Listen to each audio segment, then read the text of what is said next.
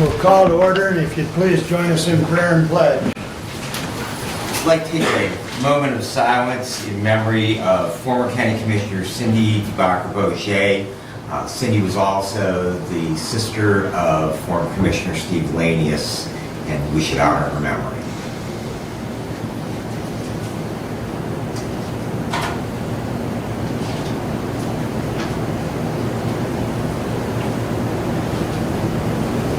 Thank you. Creator God, we join you before our deliberations today to ask your guidance, to give us wisdom, to give us cool minds, and to help us do the business of the county. Lord, we thank you again for all that you provide for us and the blessings that you give to us. In your name, amen. I pledge allegiance to the flag of the United States of America and to the republic for which it stands, one nation, under God, indivisible, with liberty and justice for all. Commissioner Benson, thank you.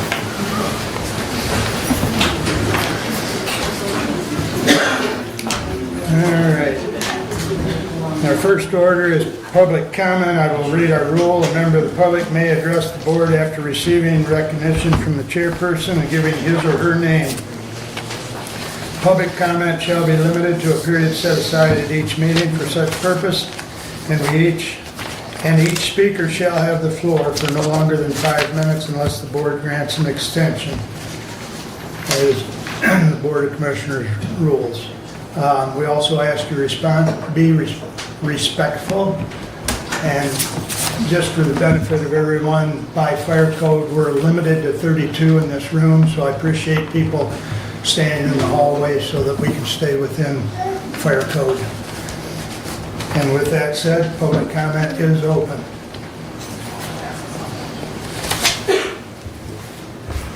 Good morning. My name is George Allen. I live in the city of Hillsdale, Ward 4, with my wife and 3 children. I'll beg everyone's pardon for going first, but I've got to run to work. I'm coming to you again to urge you to vote against the resolution to issue a bond on behalf of Lifeways for the construction of their new facility. You are already well aware of my reasons and arguments, and the many excellent reasons and arguments that many, many friends and neighbors have already expressed, and will no doubt express to you again this morning. This thing has already been rejected twice by this body in the past, and frankly, it is an insult and an embarrassment that yet another vote on the subject is being held. If you do this, you will have committed a flagrant act of irresponsibility, putting the county on the line for millions of dollars it does not have, and committing everyone here, as well as thousands of other residents of Hillsdale County, to a financial risk we have not agreed to and would never agree to. If this thing went on the ballot for a referendum, it would go down in flames. I should hope that voting in favor of this would be political suicide. I should hope that any man who votes for this would be recalled from office, and that he would never be allowed to serve in any public capacity ever again. I should hope that Commissioner Wiley will apologize to the many people he assured that the county would bear no risk in issuing this bond. I should hope that Commissioners Collins and Leininger will come through on their assurances that they would take any financial risk for the county as a serious concern. And by serious concern, I should hope what they mean is an absolute non-starter. I sincerely thank Commissioners Binsing and Ingalls for their prudent and principled opposition to this ridiculous idea, and I'm only sorry their time is being wasted and our time is being wasted on debating something that should be absolutely unacceptable on its face. I urge you to think carefully about what you are going to do with this building when it ends up on your hands, if and when the feds do yank their funding and this whole operation goes belly up. Again, gentlemen, thank you for your time. Your votes are being watched and will not be forgotten. Good day. Thank you. Next, please. Joseph Henby, 181 Rhea Street. Not against Lifeways, but I rise today to oppose the $15.5 million bond request for Lifeways Mental Health Authority, which operates under an estimated $120 million budget. The proposed facility planned for construction on land not owned by the county, and the original estimated bonds were at 12 million, a figure that has since risen significantly. Additionally, Lifeways was expected to secure a $3 million grant, which has not materialized, leaving commissioners to bridge the funding gap. I must also address an ethical concern. Commissioner Wiley, your dual role on Lifeways board and the County Commissioners Board combined with your prior unilateral assurance of securing this bond create a troubling conflict of interest. There is nowhere it says Lifeways will repay by lease. It only says Lifeways building. No agreement between the two. And Mr. Wiley, you'll be eligible for recall in January of 2026. Thank you. Thank you. Next. Good morning. My name is Christina Burns. I live in District 1 with my husband and 4 children. It's hard to even want to stand up here right now and make a public comment knowing it will have little effect on your vote. You've turned these meetings into a joke. Why not add removing public comment from commissioners' meeting to your agenda, since you don't care what we the people have to say anyways? It was made known to me that you 3, Mr. Riley, can you look at me this time? You didn't look at me last public comment. And AJ takes notes. Okay? It was made known to me that you 3 have no intention of voting anything other than yes today on Lifeways. Wiley, a Lifeways board member, Leininger, bowing to the powers above, and Collins, the new puppet. Collins is, after all, why this nonsense is even up for vote again after previously being voted down. What a disgrace to the position of public servant, and you all should be ashamed. It is entirely disheartening as a citizen to feel voiceless against the personal agendas of your elected officials. Yet here I am again, playing the game how it was intended to be played, dragging my children to a county commissioners meeting, which is no small feat, to make public comment. Though this time it is with little faith, since our voices and emails the last meeting didn't matter. Mr. Ingalls and Mr. Benzing, you are excluded from this sentiment, and I thank you for being true representatives of your people. Mr. Leininger, Mr. Wiley, and Mr. Collins, you were elected to represent the people of Hillsdale County, and you have not acted or voted in accordance with that. After all of our outrage and public comment, Lifeways quietly removed their LGBTQ+ propaganda from their media and website. I find it funny that Lifeways is listening to your constituents more than you are. Why are we having more of an effect with this woke, staunchly conservative government authority than we are with our own county commissioners? Mr. Leininger, you justified your yes vote last time against your constituents, stating it's your job to do diligence when making decisions. Well, the experts themselves have confirmed that a bond is a bond, and the county would be liable for defaulted payments. It's now your job to follow through on voting no on this, as you said you would. Listen to your constituents who are very clearly asking you to vote no on this. The last meeting, you were so careful to assure us that sending the bond to legal counsel would not cost the county anything, that, rest assured, Lifeways would pay the legal fees. Why were you so invested on protecting the county from paying the legal fees on the bond, but are not equally as invested in protecting the county for having to pay for the bond itself? It leads one to assume that for Leininger, Wiley, and Collins, it's all just a show for the constituents, when in reality you do not care about anything for your own agendas.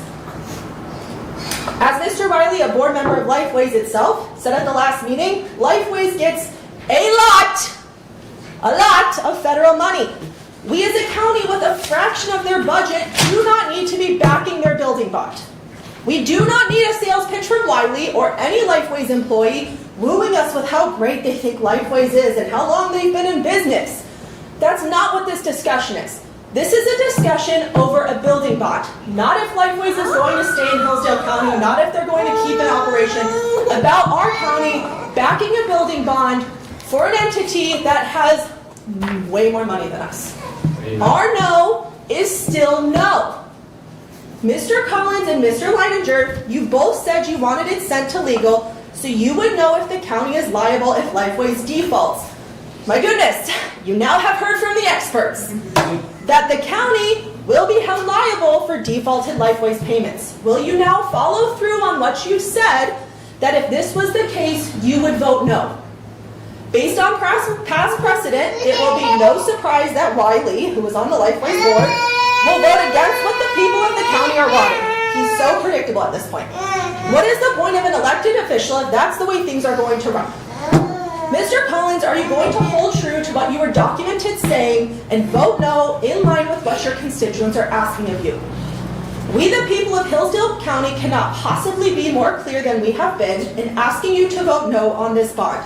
Mr. Leininger and Mr. Collins, have some integrity, be the voice of the people, and vote no like you said you would, given the county will be on the hook for Lifeways default on payment. I know it's easy to look around this room and think you're isolated up there, but trust me when I say, our eyes are on you. Thank you.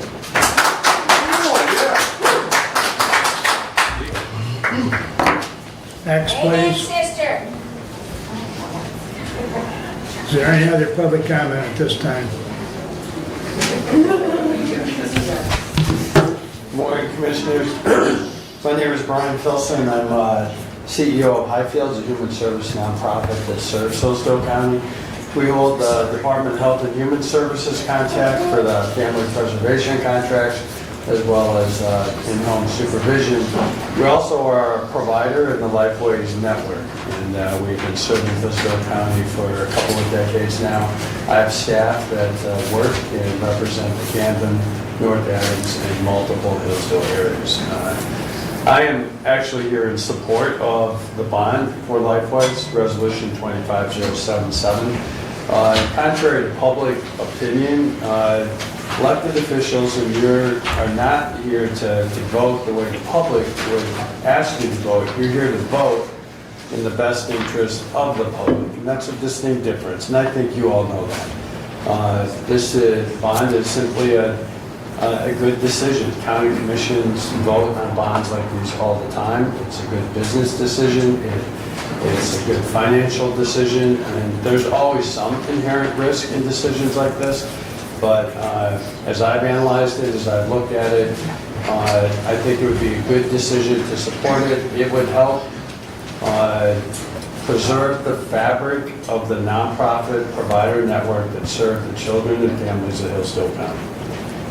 There are children and families that suffer from at risk of being placed in foster care and severe emotional and mental health needs, and those are the children and families that I think this bond, and if you support it, can help preserve that network and will go a long ways to helping care, not just now, but for decades to come for the children and families of Hillsdale County. So I urge you to, in this case, do the right thing, and sometimes doing the right thing is doing it in the face of adversity. But I applaud you, and I wish you all a decision making. Thank you. Thank you. Any other public comment? Yeah, I spoke last time too. I appreciate what he said, but I mean, and the mother who spoke earlier, you guys are elected by us. Excuse me, sir, your name? Doug I didn't Corona. catch it. Sorry, Doug Corona. I'm in Jonesville. Thank you, Doug. I'm the precinct delegate for Jonesville, and I know this is a very difficult decision. Okay, I'm not saying that it's not, but the thing of it is with this many people, do you think that this many people speaking up over this issue, do you think they're all wrong? I mean, it's already been voted down twice. I don't even know why we're here again. It was already voted down twice, and it's brought up again. That makes absolutely no sense to me. And if one of you guys could explain that to me, I'd really appreciate it, because I respect all of you. You know, I ran with Kevin, and Kevin, won the election, and I don't understand if this many people are speaking out. I mean, how many people have spoke out about in support of it? I mean, except people that work with Lifeways or are supporting Lifeways. So, I mean, I respect all of you guys, and I know you have a tough decision to make, but you were elected by us, and we say no. So I appreciate all you do. Thank you. Thank you. Further? Name, please. Sorry. My name is Eliza McConnell. I currently live in the city of Hillsdale, but my wife and I just bought property outside of town. We started building a house, hopefully in the next couple of years. Anyway, so I was on City of Hillsdale Planning Commission when this was brought to a vote to pass whether it was going to be built or not, or whether it would be allowed. At that time, I was the swing vote. I was the one with all the pressure to vote yes or no. Everyone else had already voted. It was on me. I ended up voting yes. I made the argument to both sides that Planning Commission was not the place to strike this down. It did, in fact, follow all zoning and ordinances the city had put forth, and that we required a Planning Commission. I also stated that I would be going to the city council meeting to argue that they should vote no, and that it was their responsibility to vote against something that would go against our vision and master plan as a city, and what many did not want. I did go to city council to tell them as much. Now, here we are, to vote whether this should be given county funds. I think it's incumbent upon you that this should be voted down and not move forward. Lifeways has the opportunity to get a normal loan through a bank, but they want to burden the tax base in Hillsdale County with a cheaper borrowed money. In my business and in my life, I've never been given the opportunity to borrow cheaper money from the taxpayers, and I don't think it's wise to burden us with lending money we don't have. Thank you. Thank you. Is there any other public comment?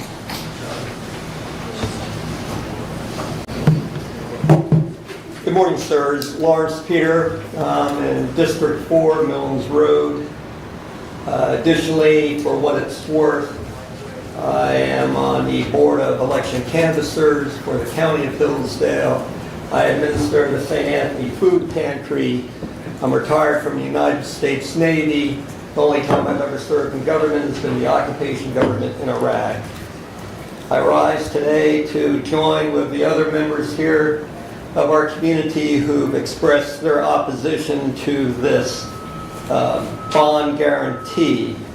I most strongly oppose the potential support and good faith and credit of our county for this $15.5 million Lifeways expansion bond guarantee. I believe legitimacy of your role as county commissioners of our great county is derived through the consent of the governed. I did not consent to this loan guarantee. Critically, you may say, I was not even asked. If this loan guarantee is so important, you commissioners could have put it up for a referendum. You could have, you should have, and you would have. But let's be honest here. Somehow or another, it seems like you're trying to railroad this thing through. Now, I came late to this because being a constituent, being a resident of Hillsdale County, I've come to believe that everyone works in a certain way in Hillsdale County, which is without parallel across our country. I don't think of Hillsdale County as being a place where shady deals are done in the dark. And so while you've already voted on this twice, here we are up at the third time, and I finally became aware someone knocked on my head and they said, hey, Lawrence, you know what they're trying to do here? And I said, I can't believe that. Not from our county commission, not from citizens who are upright, upstanding folks, men, who stand on the shoulders of giants who created this community. And then I find out that this is happening. I got to tell you, I'm appalled, just appalled. And I want to second the other comments that were made. Another major problem with Lifeways, for me, is directly focused on the ethics of the organization. Until recently, as you're well aware, because it's already been mentioned, they had support for LGBTQ and transgender ideologies on their website. Now, that's not my life, and that's not the life of the majority of the people. But what this does is creates confusion in the youth.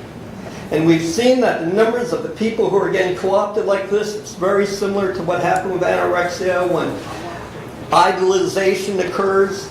Now, I'm not a psychologist, and I'm not going to stand up here and tell you that. But once that was made known as a problem, it was taken down from the website. But just because you're not having it publicly identified on your website doesn't mean that that ideation, that idea, that ethos doesn't continue. So, my final question is, should I trust you guys? I mean, are you going to reflect the will of the people? I mean, people come here and they said, we've already been here twice, and now you're trying to do it a third time. I mean, like most voters, and that's why we have, what, a 20% voting typically turnout in an election?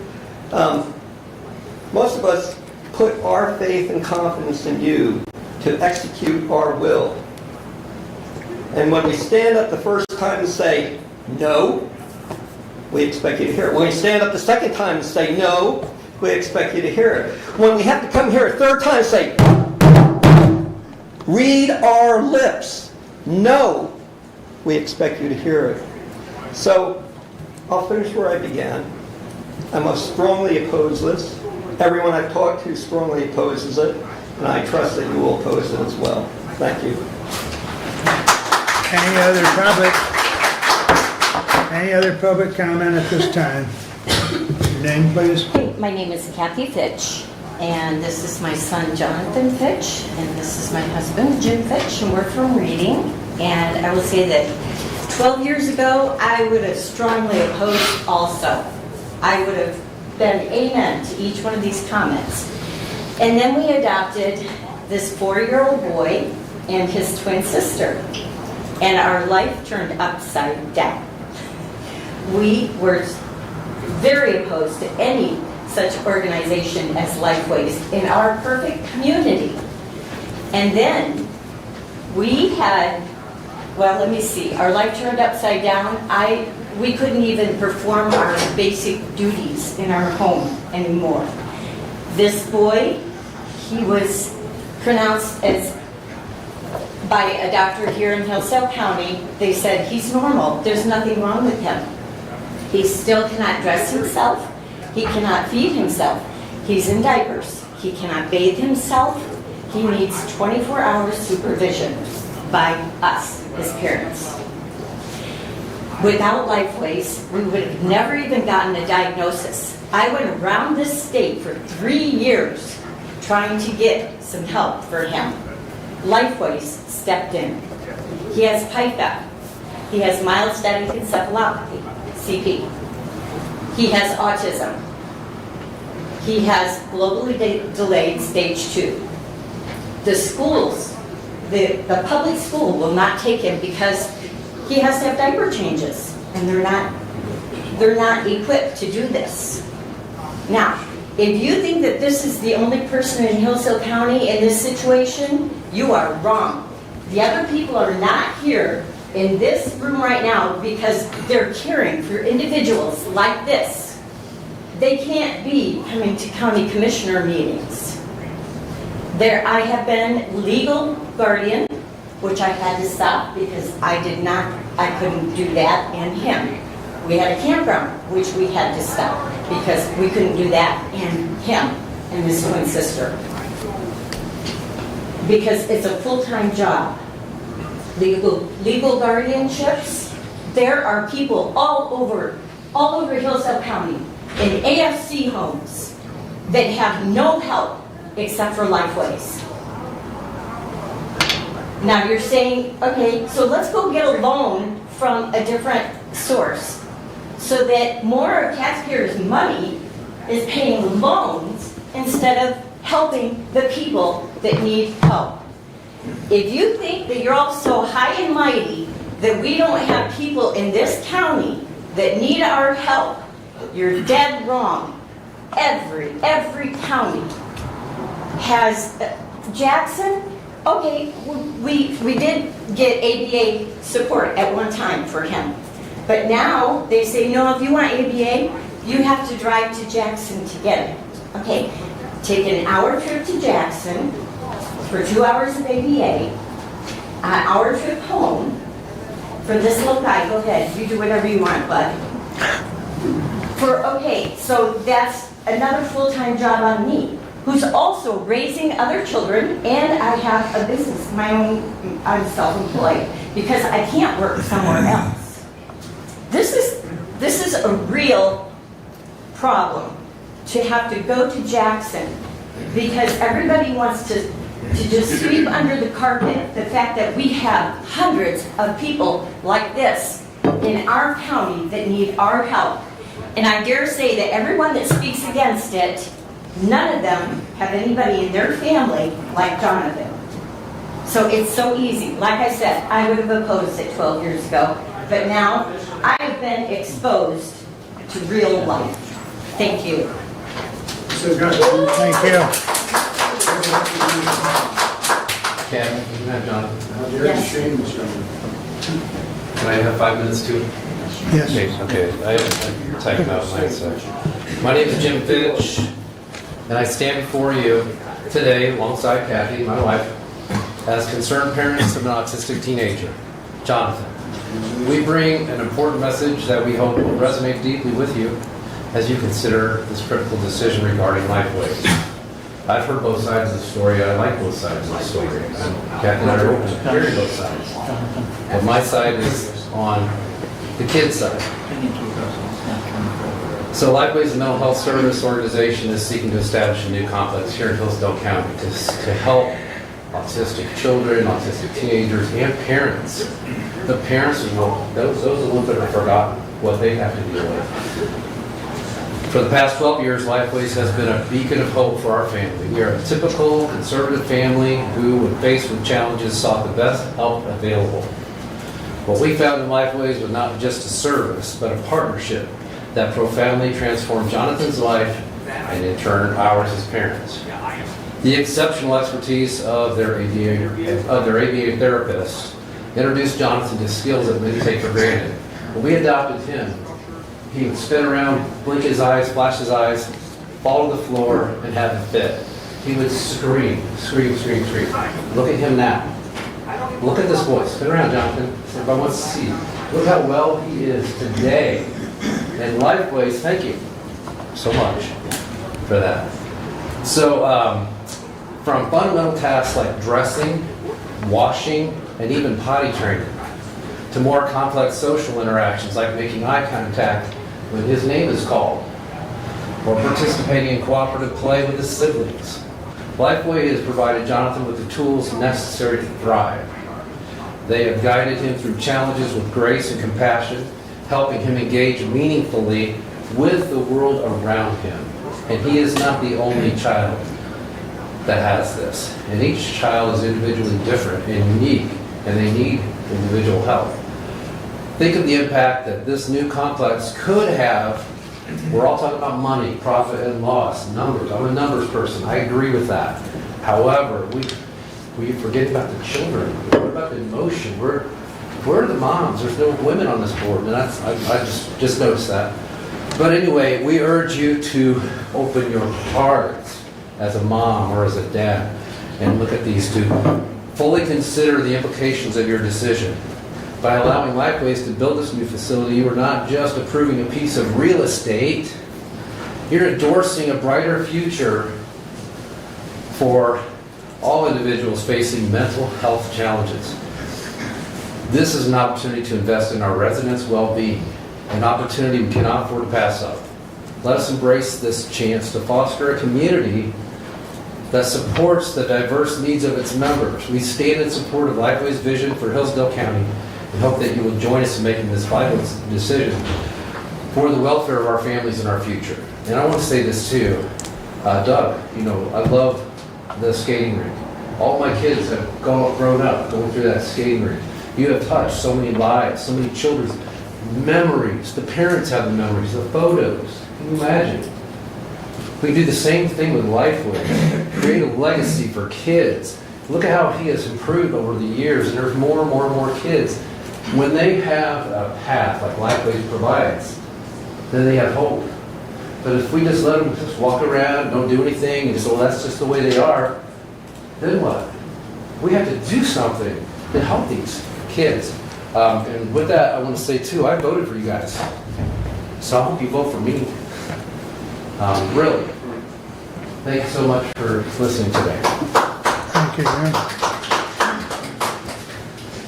Commissioner, if I could, I would remind you, public comment is to be addressed to the Board of Commissioners, not to the public that's here. So I would ask all speakers to please address the board. The other thing, and I'm not sure, I was hearing something else in the background, I'm not sure where that noise is. I can shut that. Just distracting. Okay. Thank you. Great. Good ones of the timer. Yeah, I just want to come today and speak against the bond proposal for Lifeways. Name, please. Josiah Libmancott. I'm a resident here in Hillsdale City. My main complaint against Lifeways is that the organization has a massive budget compared to the other entities in the county, receives a huge bulk of its funding from the federal government through capitation payments from Medicaid. And there's a problem of accountability. I want to see young people in the county who have problems. I want to see them get the help that they need. But the way that we give someone that help is important. And it requires that we as a political body have a say over how these entities act in our county. And one of the big issues that I've interacted with Lifeways on is over the issue of homelessness. And I'll be honest, I have some very serious complaints about the way that they distribute payments, including money they receive from the county through taxes now. And I think further integration of Lifeways into the county government through this bond issuance, there are issues here. We need a higher level of control over the government entities or quasi-private entities that spend our money. One of my big complaints is, just accountability. I think the drop-in center, for instance, which is part of the Lifeways network of organizations, and spends, the last time I looked at the 990, about $1 million a year. A lot of that's coming from government grants, a lot of that from Lifeways. And I just don't see that program delivering results. In fact, I see the opposite. I see individuals who are supposedly receiving help, but the problems aren't going away. And there needs to be accountability. And I want to see a much more open and firmer insistence by the people to say you need to show results for the money that we give you. And until that happens, we're not furthering this integration. So that's a main complaint. And I spent a lot of time with the Lifeway staff and went and got to hear for their perspective about 2 hours, talked to their leadership. And one of the core differences between myself and them is that they believe fundamentally that they can cure every single person who comes to them through words, through therapy, through treatment. And my argument is there are some people for whom that kind of treatment isn't going to work. And that's just a harsh, tragic reality of human and political life. And what I want is just more of an acknowledgement to say there are individuals who we simply cannot cure with our words. And there are those that we can. There are individuals who we're seeing them here today who receive treatment and they get better. But there's just an unfortunate reality that there's other types of illness and a spiritual sickness that are afflicting our community. And again, I go back to political accountability. The whole way that we've structured mental health authorities in Michigan is problematic. It's problematic to further this integration now. And so I'm encouraging you to vote no against this bond issuance. Thank you. All right, anyone else wish to address the board at this time? Good morning, Commissioners. I'm Sarah Marino with Segway Incorporated. I'm also a Hillsdale County resident down in Ransom Township. I'm here today to comment in support of the Lifeways bond request for a new building. As a contract provider and longtime partner in the Lifeways network, we at Segway believe in investing in mental health services is a fiscally responsible and community strengthening decision. And in our rural area, it is particularly essential. Addressing mental health proactively reduces strain on emergency services, law enforcement, and the judicial system while helping individuals become stable, contributing members of our society. When our neighbors have access to care, they're better able to work, raise their families, and to add to the local economy. Strengthening mental health support isn't about expanding government. It's about equipping our communities with the tools they need to remain resilient and safe. By supporting these services, we reinforce the values of personal responsibility, family stability, and public safety. Thank you. Thank you.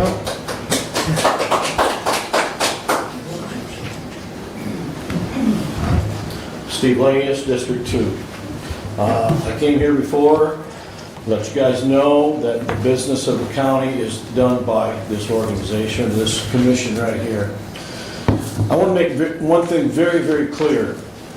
A no vote on this will not stop Lifeways from moving forward. They're going to go forward with this, whether we vote no or yes.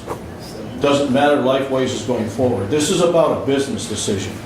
And thanks to all the people who tried to appeal to our emotional side. If I ran my checkbook out of my business on my emotional side, it wouldn't take me very long and I'd be in default. So I ask that this commission run this county like a business and not like a financial institution. The only reason this bond is before this board is to save money on interest rates. Okay? If you can get a loan for Lifeways for a cheaper interest rate, can you do a loan for my business for a cheaper interest rate? No, you can't. You can't. And I don't know how you can sit here and go through this a third time after we have voted it down twice, public opinion has come in and said no, and you insulted them by going forward. That's what you really have done, is insult the public because they said no, and you've moved forward with it anyway. Your job is commissioners to run the business of the county, not be a financial institution. And I was chastised for saying that before, but I'm going to say it again. You're a government body, right? You're a governing body, not a banking institution. So please, when you enter into this vote, keep that in mind. Lifeways is going to go forward with or without the county vote. With or without the county money, they're going to go forward. We're not stopping it by voting no. Nor are we saying that we don't like what Lifeways is doing. What they do helps many people. There's no issue there, there's no denying that. But for them to come to the county and ask for money because they can get a cheaper rate, that's just not right. That's not the right thing for them to do, to ask the county board to do that, nor is it the county board's position to go forward with it. So, please, run this as a business like you're supposed to do, and not like a banking institution. Otherwise, I'm going to come for a loan too. And I don't know who else will either. Thank you.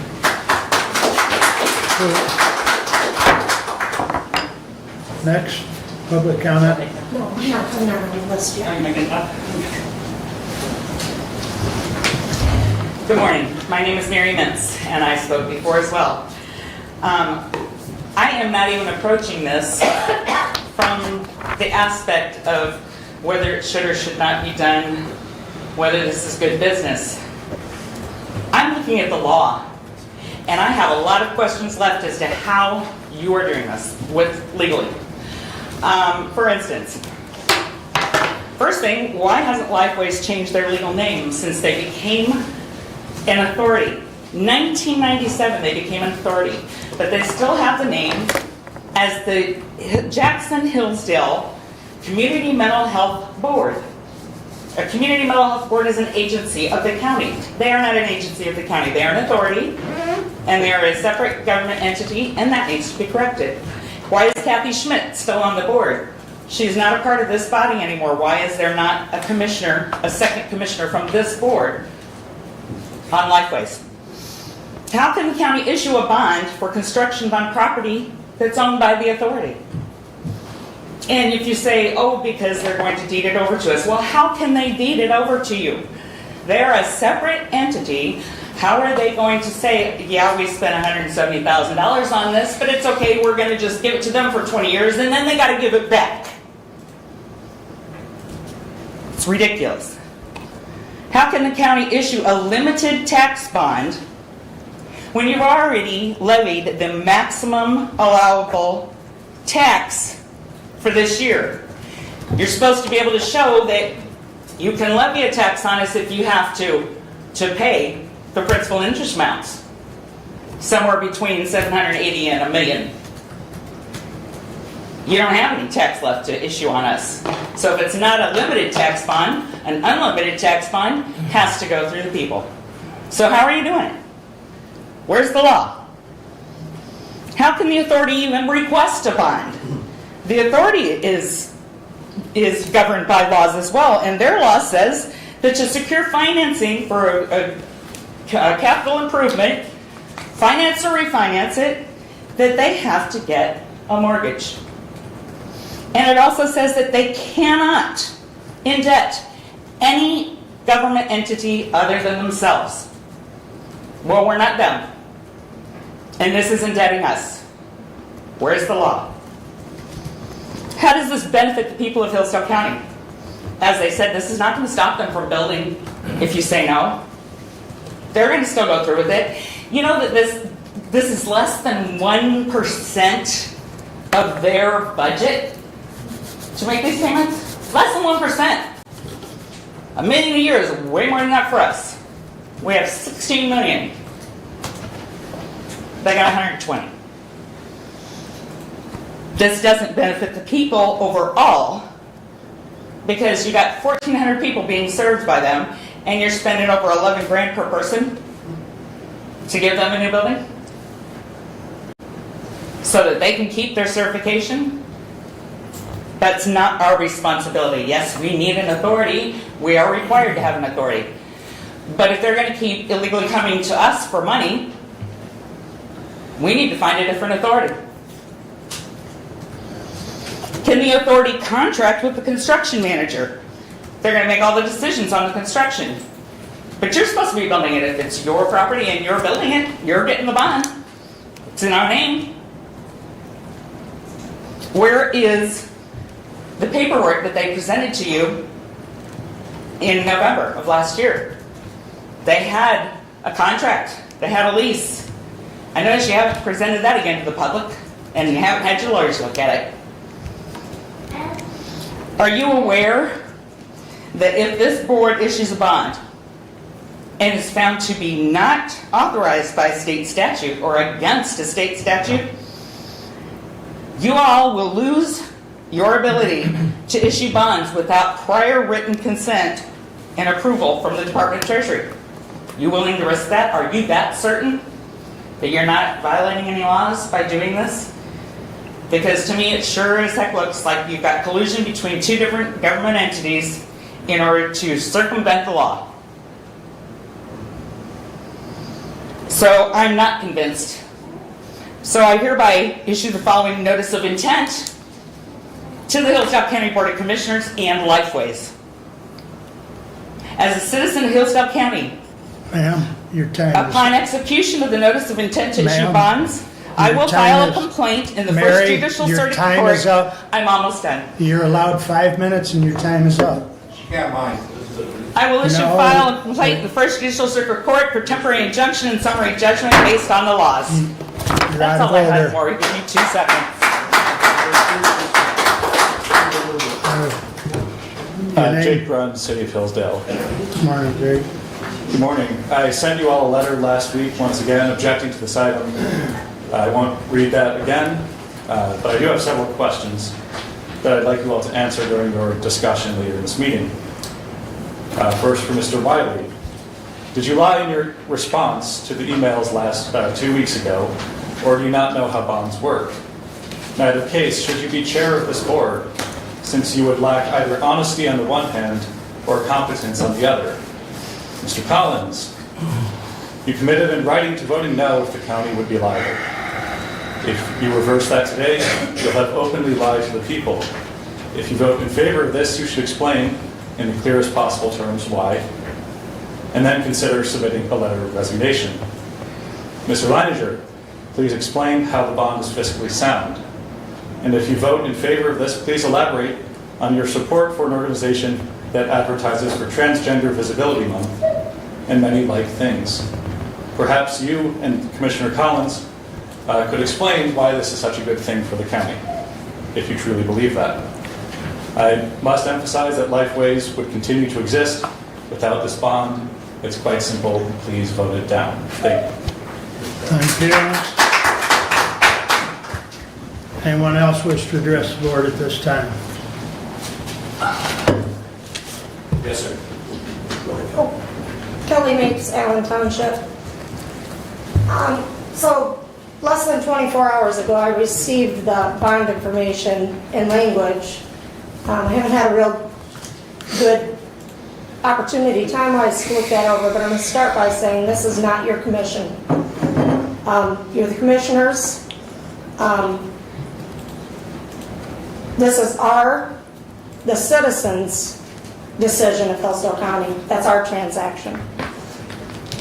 We, the county, are obligated to offer space to Lifeways to conduct business per signed agreement. Previously mentioned, nowhere does it state or mention that it's our obligation to build them buildings with our bonds. Previous bonds have been issued to Lifeways on Care Drive. The language on the previous agreements look and read very different.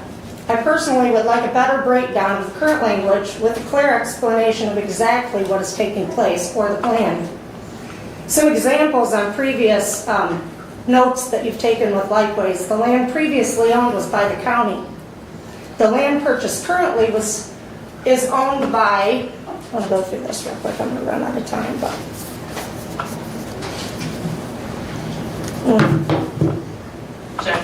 Here we go. So, in 2016, Center for Family Health purchased from Health Resources Services, ADM. In 12/12/14 for $74,000, Leuthauser Development LLC sold it to the Center for Family Health, which I believe is their FQHC. And then in 2014, one day previous to that, Filson's Corporation sold to Leuthauser's. 7/31/96, it was owned by Filson Corporation. My concern is that it was turned over to Center for Family Health. Prior to that, it was Filson Corporation. Nowhere does it even say Lifeways. I believe Lifeways is different than your FQHC. I'd like that further explained so I have a better knowledge. Now, interest rates previously, our notes were 5.5%. Current rate I heard was 3.5 possibly. I think this should be fair and just. People locally, my kids have interest rates of 7.5% here in this city. Why would we give somebody 3%? And if it is a business opportunity for you guys, please make money because that's what we expect. County can have no collaboration or involvement with these bonds, and that's stated on previous bonds. It's also stated on previous notes that the county is not responsible financially. Now, I'm hearing that if you fall out on this payment, or if Lifeways does, we as a county are responsible. So why previously were we not responsible? And then I just have a couple personal notes. I had a fellow that spoke to me about a 26-year-old son, his only son, that was being evaluated by Lifeways. They told the family to remove the guns from the home he killed himself. I had another personal friend that I personally dropped off at the hospital. She had threatened to kill herself. I told her I was taking her to the hospital to get help. They called me 33 minutes later and explained that, could I come pick her up? I said, absolutely not. They said, she's not a risk. I said, her mom just killed herself. She's overdosed twice. That's no risk. They kept her in the hospital 3 days in the emergency room and transported her to another facility. So I was happy with that. But the phone call I got, had I picked her up, would she have killed herself? That's my question. And then I want to read this. This is the most important part, and I had a whole bunch of stuff, but it will take 10% of the registered voters to sign a petition. They will have the contract of lease, the clerk will publish in the paper, which triggers a 45-day response. And we've got 45 days once that's posted in the paper to get our votes. All right, we need that. They say we can do that to knock the spawn down. Thank you. Anyone else wish to address the board at this time?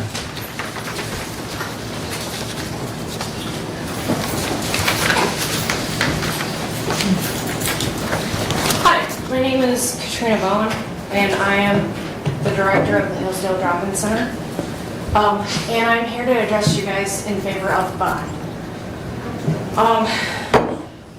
So as you guys all, most of you know, 1 in 5 adults in the U.S. faces a mental health challenge each year. Most are not struggling with addiction or homelessness. And not only as a person who provides a service now, I was one of those people who received services from Lifeways. And without their service, I don't think I'd be standing here today. Mental health is about wellness and not weakness. Strengthening the community and not straining it. Accessible mental health support means fewer crises, reduced ER visits, and less pressure on law enforcement. When people have a place to go, they are less likely to end up in jail, on the street, or in danger.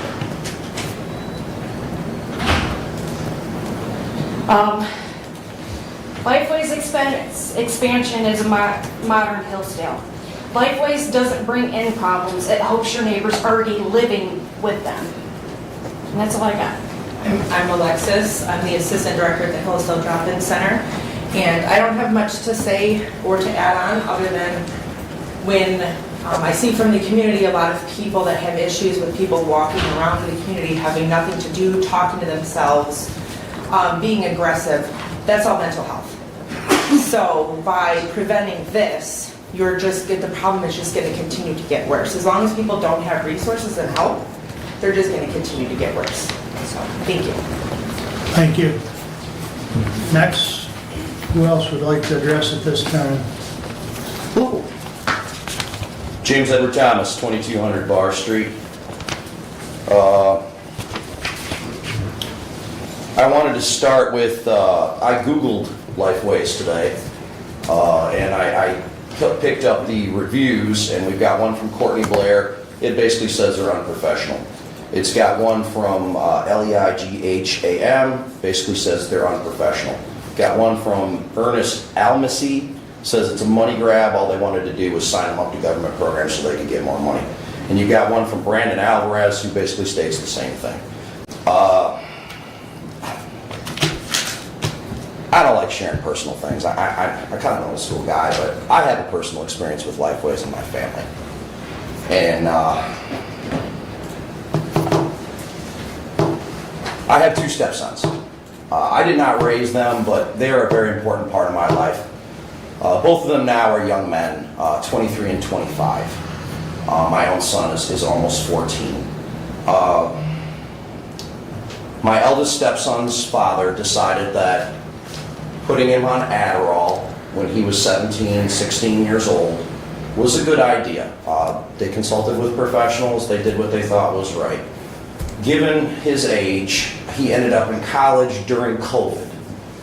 And he completely lost himself in the Adderall and the video games. Completely, wholeheartedly addicted. To the point to which he failed out of college. We didn't really know what was going on. He lives in Oakland County. We obviously live here.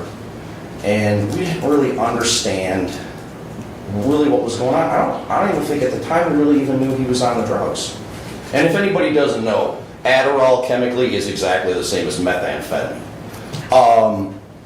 So he came to our place, and I just felt like something wasn't right. And about 6 months down the road, it's just really not right. And I'm trying to point it out to my wife, and she loves her son, so she doesn't want to see it. And we have a little farm, and it basically boiled down to the point to where he was working with one hand while he was clutching the pill bottle in the other all day. And if he didn't have the pill bottle in his hand, he would have it in his pocket all day.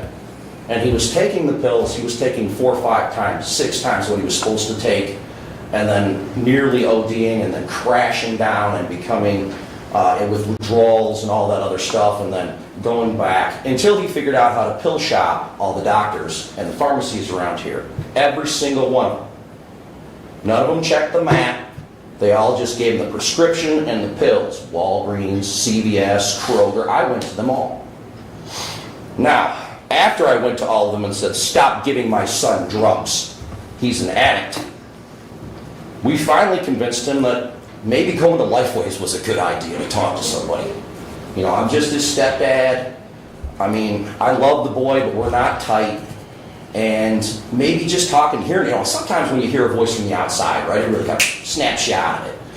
And so I took him up to Lifeways, and they saw him, and they said, come back in 2 weeks. 10 days later, he had stolen a large sum of money from us. There was a blow up.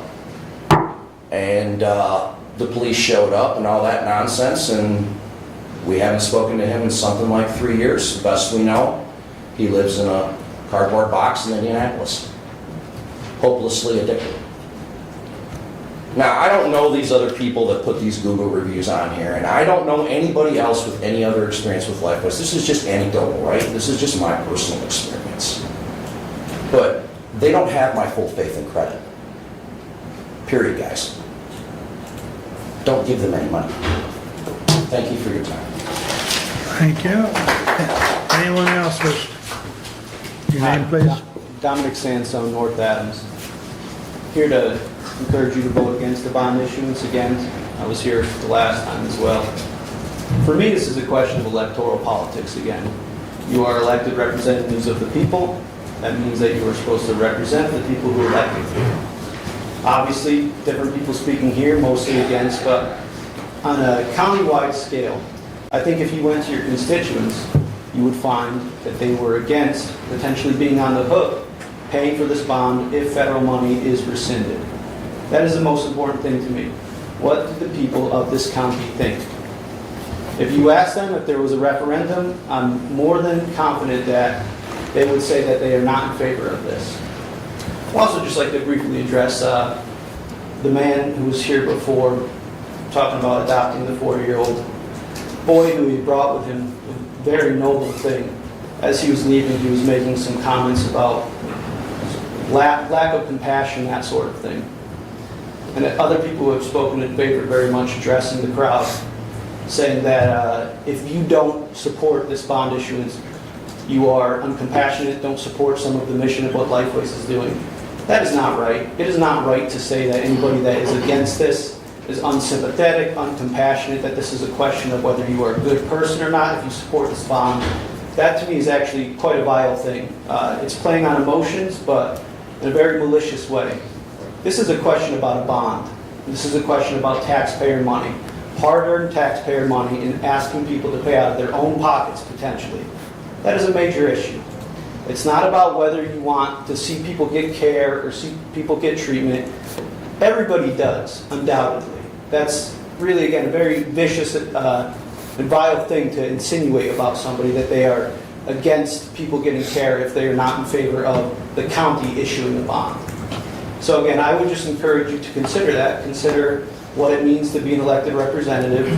All of you are very competent. I'm sure that you know what that is. And to let that be the guiding factor in whether you decide to vote for or against this bond issuance. Thank you very much. Anyone else wish to address at this time?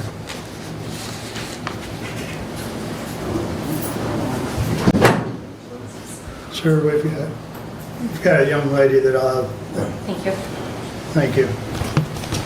Hi, my name's Emily Morrison. I am too constituent of this county. I'm born and raised in Hillsdale County, generations in Hillsdale County. I have chosen to work in Hillsdale County. I've chosen to raise my family in Hillsdale County, despite numerous opportunities to leave. I am also an employee of Lifeways. I am the Director of Community-Based Services. I see the people in our community. I have for almost the last decade. I have worked in the provider network. My direct service was working in homes with children and families in this community. I understand the difficult position that this board is in. I have unfortunately sat in your seat on a different board, and it is very hard to hear varying opinions and different facts, so you do not have an easy job.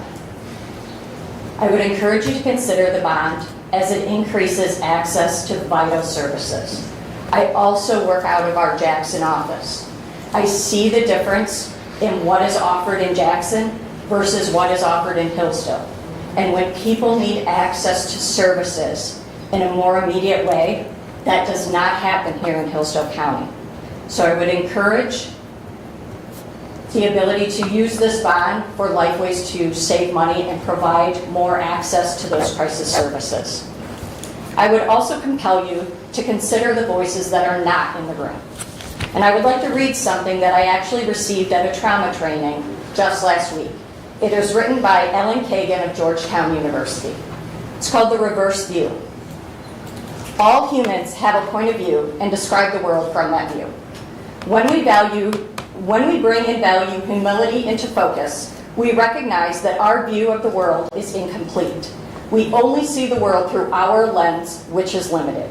We need others to give us a fuller picture of the world to provide additional data for a more complete and comprehensive perspective. We must practice the reverse view. This view is the perspective of others that helps us see what is evident and not in plain sight. It makes the invisible visible. It's the view that emerges when we imagine what else could be happening in any given situation. To access this view, we have to think, what does the world look like from somebody else, and what could be happening just outside my capacity to see? When we hold our judgments lightly instead of tightly, we create more possibilities for positive outcomes, and a more collaborative, diverse set of options emerge. Thank you. Thank you.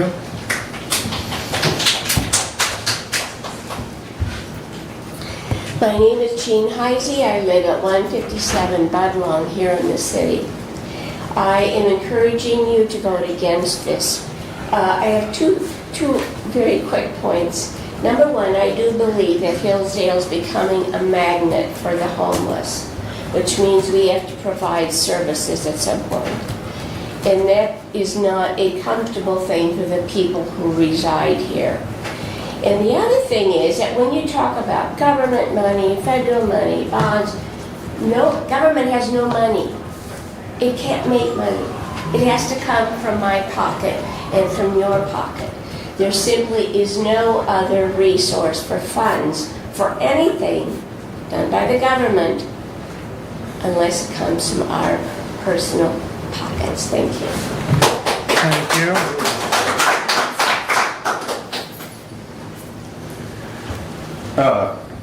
Reverend Dennis Wayne Scott, Ward 1 here in Hillsdale. I've been with this community, I've been in here probably 52 years.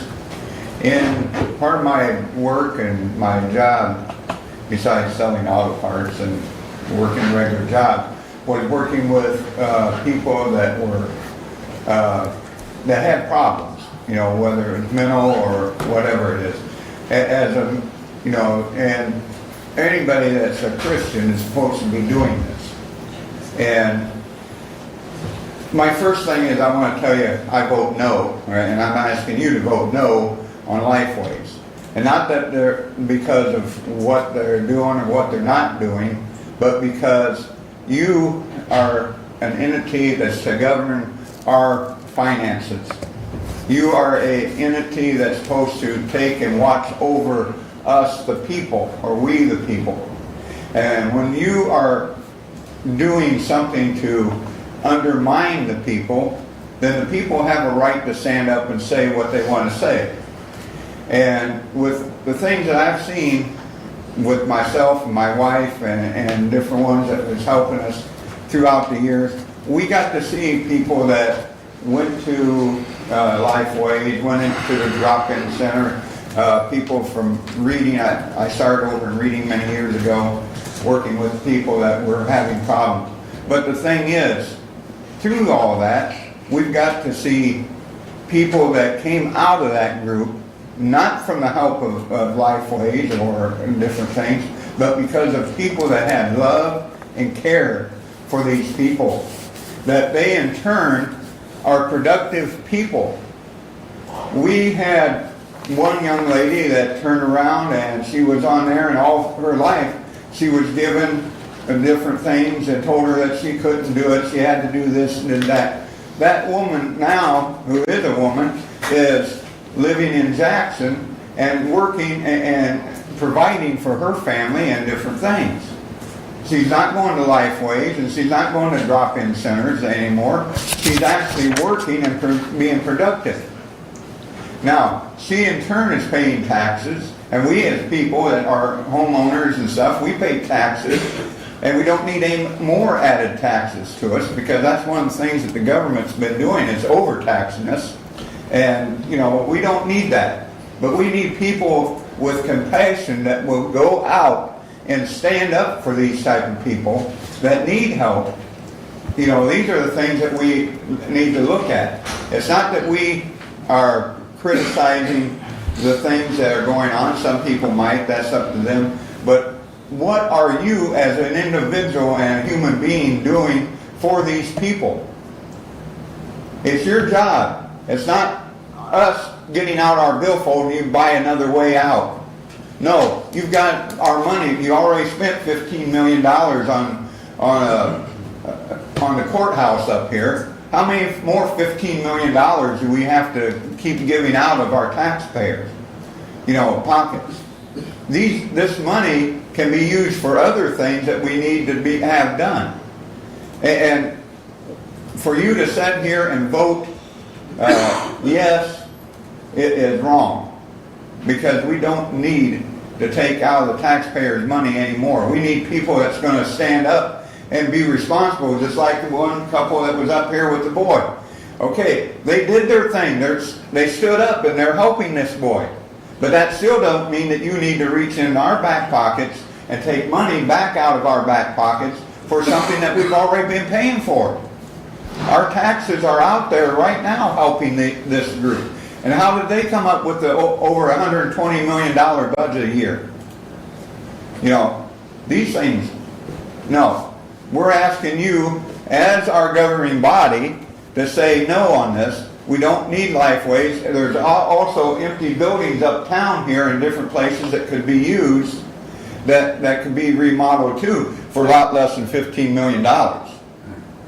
So, there's different things that money needs to be used for, and not going back to one building that we spend $15 million out of the people's pocket.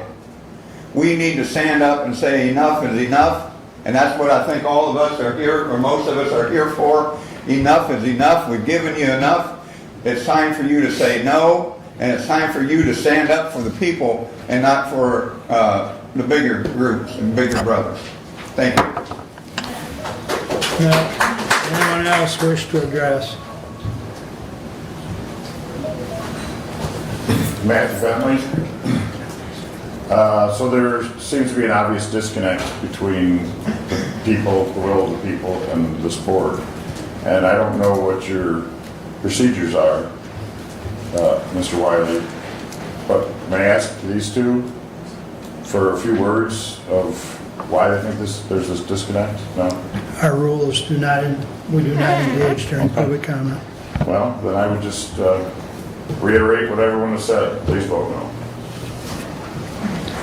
Anyone else wish to address the board at this time? Hi, my name is Amber Blanton. I'm the COO of ARE of Jackson and Hillsdale counties, and I help oversee both drop-in centers. I want to encourage you guys to vote yes on the bond, and I am going to explain the societal benefits of why investing in mental health is important. Addressing mental health issues across the county helps people go to work and pay taxes and be productive members of society. It helps reduce absenteeism, turnover, and improves employee performance across the board when people's mental health is taken care of. It reduces healthcare costs across the board when people's mental health is taken care of. Trauma is stored in the body, and people who have mental health issues die, on average, about 20 years earlier than those without. And investing in them and their mental health reduces healthcare costs at the same time. And it also helps improve educational outcomes. Kids already have it hard enough. Add mental health challenges, they can't learn. We're helping build strong communities with Lifeways, and we hope that you support that in return. Thank you. Anyone else at this time? Bob, we haven't seen you in a while. How are you? Well, I've been going to Russia for a long time. Your turn, go ahead. Thank you. I got to speak with Brad, thank you, the other evening, and Kevin, sparingly giving me a little time. Listening to everyone, I was a little bit mixed because the idea that I saw that Lifeways has the help that we're going to have, does this mean we're going to get any less quality? I don't think we're going to get less quality. I think we're going to get less, say, caseworkers. I don't know how we're going to look at what the hospital has to have. Does the hospital have to endure and a loss as well? Because Lifeways will have this building and that they will congregate only for that only purpose. I don't know how to kind of make that all work out. Anyway, I guess I'm very disturbed because after talking with Kevin last night, and it was like trying to dig out of him, how did he get put into this position putting this up for resolution. And he's finally had commented that it was you, Mark Wiley, and of course, Mr. Langer is on the outside of it, but it was sent to him to initiate this. I can't see this being the rightful thing to do. For a lot of years now, Mark, a lot of times I've enjoyed what you've done, and a lot of things I find, greatly at fault. And I've done wrong to you as well. But I also feel that there is a good justification for us not to have the bond.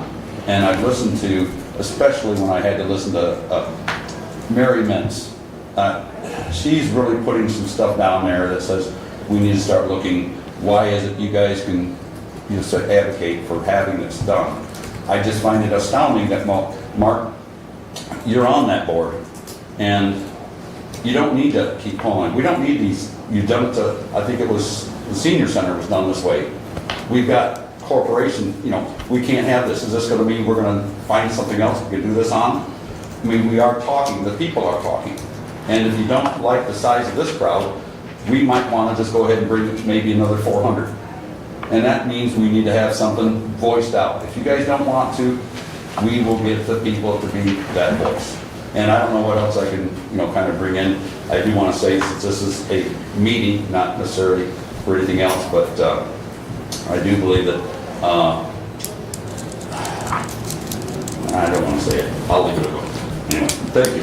Thank you. Anyone else wish to address at this time?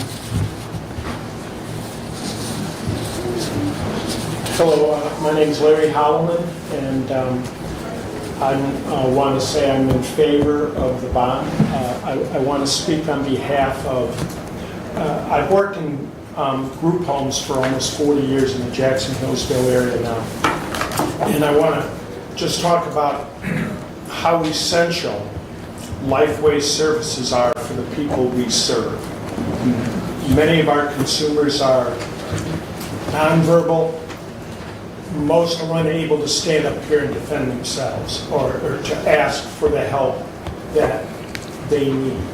And so that's why I feel compelled to stand up here and just, I want to, I guess, express on their behalf and ask you to hear their silent plea for the treatment they're going to need going forward and how essential it is for them to get that through Lifeway services.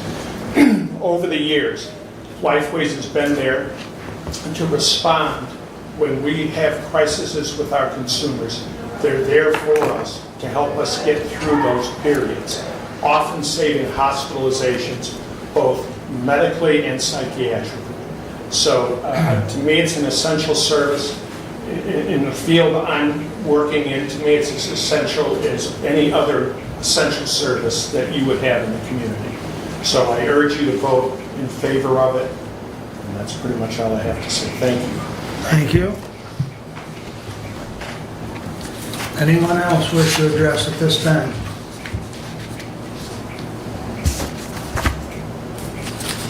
Commissioner, I have if we don't have any more public comment, I did receive 2 letters that were asked to be read into the record. So you may proceed. If you want to, Kevin, if you want to take one and pass that around. This is from Joel and Jessica Grundon. We are writing in support of the proposed Lifeway Hillsdale facility bond request. Our daughter Alexandra was diagnosed with autism at an early age. Lifeways helped her overcome her struggles, and now she can work and participate in activities with her friends. I know many other families that have been benefited from these services, and for many these services have been life-changing, just like the experience we had with our daughter. We support building a new facility with funding provided by the bond proposal since Lifeway's lease will expire. The Hillsdale Lifeways will allow for families to save time, money, and make it easier to balance work with the appointments. Interest rates are high, and it would be more cost-effective to have lower interest bonds to build a new facility. And then I believe we all received this, and former Commissioner Caswell did ask that it be read in.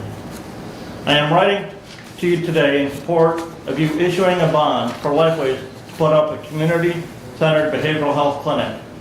This facility would be a tremendous asset to Hillsdale County.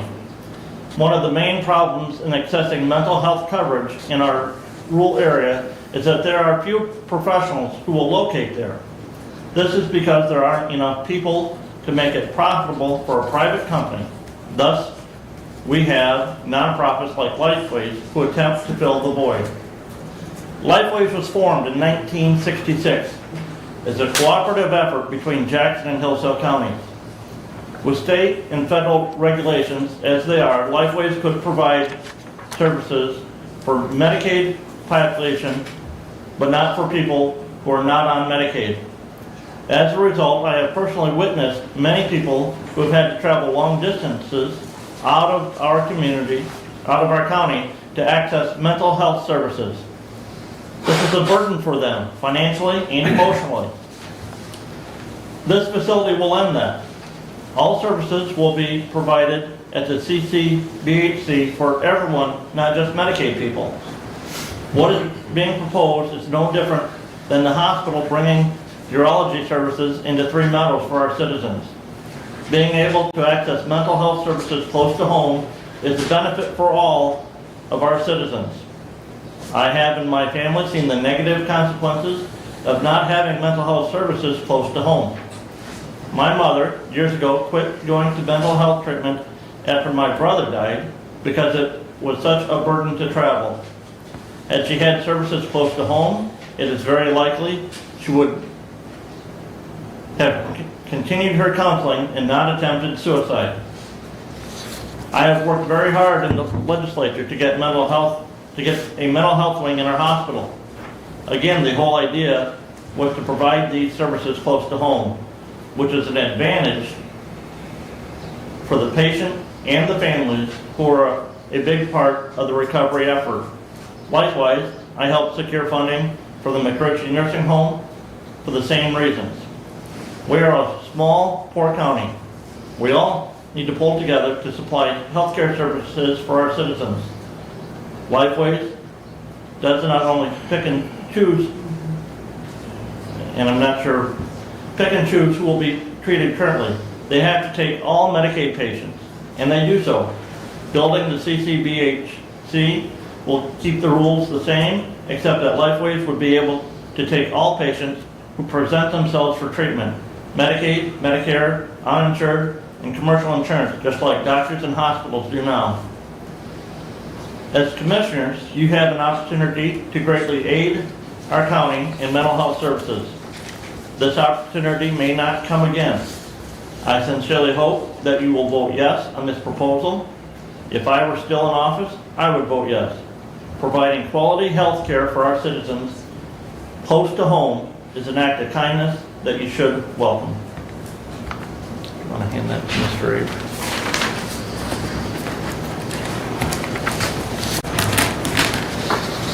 Did you get the one from Tamara that she asked for you to read?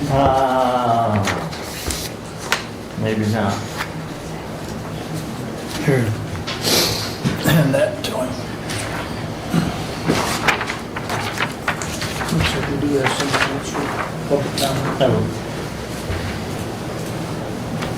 You want to yield to Lance? Yes, I will. Now that we're entering email correspondence, and we entered the other 100 or so that got sent from everybody else. Well, these were sent by people that could not attend today, and I imagine that it's everybody else written is right sending in them there, too. Lance, that they requested these be read. So I just gotta have people request to send emails to be read now. Well, we're trying to respect everybody's opinion, and I see that. these individuals asked they be read into the record. Okay, I'll make sure to do that next time. Very good. This is from Tamara Ryan. Tammy Ryan and Todd Ryan of Hillsdale, Michigan. We are writing in support of the proposed Lifeways Hillsdale facility bond request. Our son Stephen, who is diagnosed with a developmental disability, has benefited from services located in the current Lifeways offices in Hillsdale, Michigan. We have many friends who also have children diagnosed with a developmental disability and access services from Lifeways. The services offered by Lifeways for individuals diagnosed with a developmental disability are greatly appreciated by those families. We support building a new facility with funding provided by the bond proposal since Lifeways lease has expired.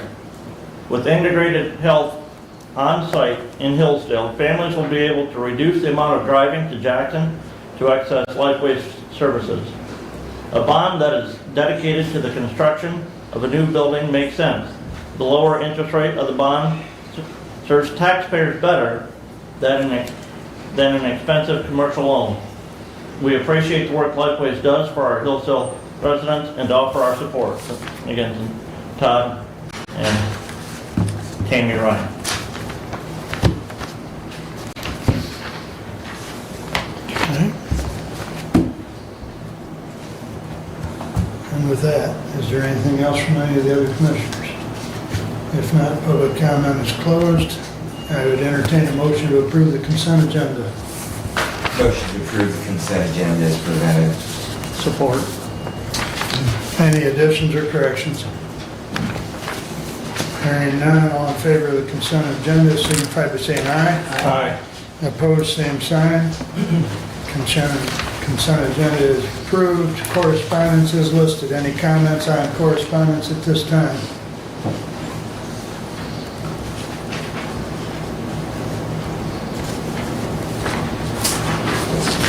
Doug, I see you have several items in there. Was there anything you wanted to comment at this time, or you were going to cover them under your report? If you have questions, I'm happy to answer your question. Okay. Hearing nothing on correspondence, we'll continue along. Regular agenda, I'd entertain a motion to approve. I'll make that motion. Support. Kevin and Brent. Any additions or corrections?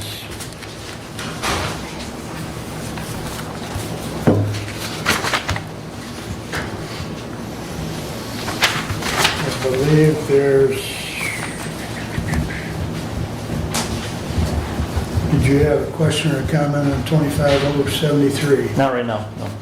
Not right now? Okay. Any other discussion on the agenda before we... All in favor signify by saying aye. Aye. Opposed, same sign. And we're finally up to standing order, which is medical examiner. And is Dr. Marino here today? There he is, hiding behind the podium. I couldn't see you, sir.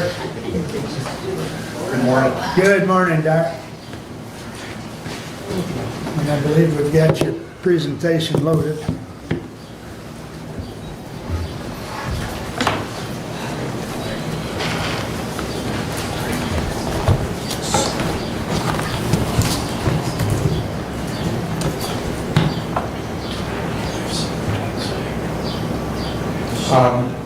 Good morning, commissioners and audience.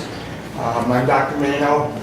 I've been the medical examiner at Jackson since 1987. In the last year and a half, Dr. Casson, who provided medical examiner services for Lenawee and Hillsdale counties, passed away. Bixby Hospital closed their morgue. Henry Ford of Regents closed their morgue. So Jackson County built a morgue because we did not want to transport the patients, the decedents around the state to have an autopsy performed.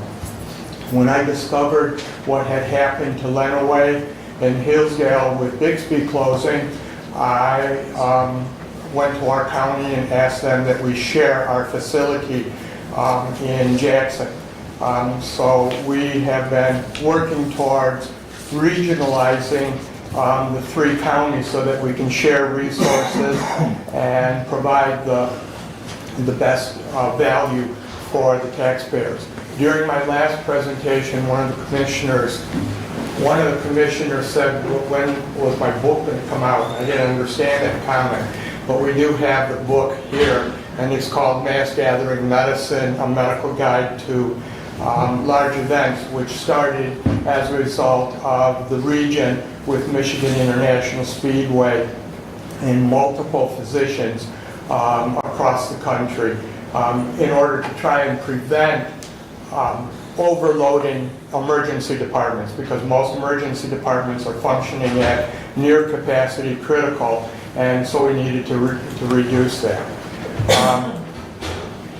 The following is our report for Hillsdale County.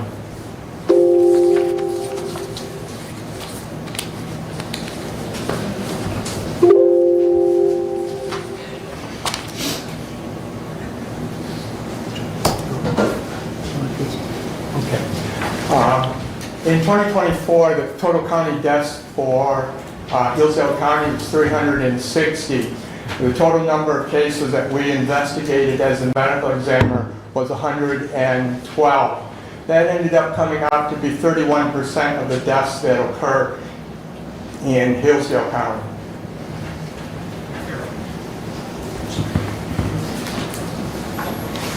This just goes to show over the years from 2018 to 2024, the total ME cases and autopsies performed. This is a percent of the autopsies on the deaths that we investigated. The blue line represents the total cases that we saw, and the orange line represents the percentages, or the ones that how many we autopsied. And you can see on the far right, these are the percentages per year. And roughly across the country, those percentages that are autopsied range anywhere from around 32% to 43%, depending on what's happening. The medical examiner is the last bastion of public health. So we investigate deaths so that we make sure that the community is safe. From 2017 to 2021, 40% of the cases were autopsied. From 2022 to 2024, 36% on the average were autopsied. The purpose of that is that we try and minimize the number of autopsies that we perform, because that is the most expensive portion of our investigation. By age, this is showing that between the ages of 0 and 80, 85% of the deaths that we investigated are over the age of 50, and 71% are over the age of 60. As you can see, that as the population of the county ages, the death rate increases. The location of where the medical examiner cases are investigated, 72% or 64% is investigated in the home, and 30% are investigated in care facilities, and only 6% are investigated at the scene. The manner of deaths based on that we investigated, 80% of them were natural, 8% were accidental, 5% were suicidal, and 2% were homicides, and 5% are called indeterminate, which primarily represents drug, alcohol, and poisoning populations. Autopsies by manner of death, these are the ones that were determined by the autopsy. 45% ended up being natural, 21% alcohol or accident, 13% suicides, 5% by homicides, and 16% indeterminate, or what we mostly attribute to drugs, alcohol, and poisonings. Of the deaths that we autopsied, the violent deaths, unnatural violent, these are the mechanisms of death. And as you can see, the majority have been by firearms, the other one's drug and alcohol, and then the next category is motor vehicle collisions.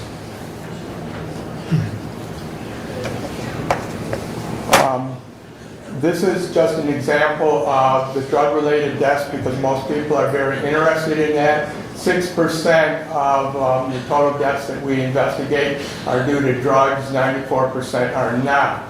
However, what's important is that when you take in consideration the total number of deaths that occurred in the county, only 1.6% were due to drugs, alcohol, and poisons. These are the cases where we have suicides that occurred in the county. 80% of the suicides committed were older than the age of 40, and 80% of the suicides were using a firearm and violent cause of death. One death was a hanging or asphyxia. Accidents by gender and age, 67% were older than the age of 40, 56% were older than 50, and 33% were older than 60. And of those accident mechanisms, 56% were motor vehicle collisions, 11% falls, and 22% related to drugs and alcohol. And this just goes to show the accidental deaths by gender from 2024 through 2018 for your. The same here is showing gender for suicides during that same time period. And homicides, this is showing that the majority are performed by males, but this is again an indication over the same time period. This slide goes to show you the history of medical examiner cases from 2017 to 2024. Often we present them with just numbers. However, what's very interesting is to really look at the percentages because the numbers vary and the percentages are what are important. And again, you can see that the range in autopsies is from 45% to 38% that we perform. Okay. This is just going to be a summary that has happened recently in April for the month of April in Hillsdale. And as you can see up at the top, the first number that you see on the left are Hillsdale numbers. The second number to the right is Hillsdale's number. The thing that's interesting is that to date, there have been 39 cases that we've had to investigate in Hillsdale. And that's for the first 4 months, and if you project it out to the year,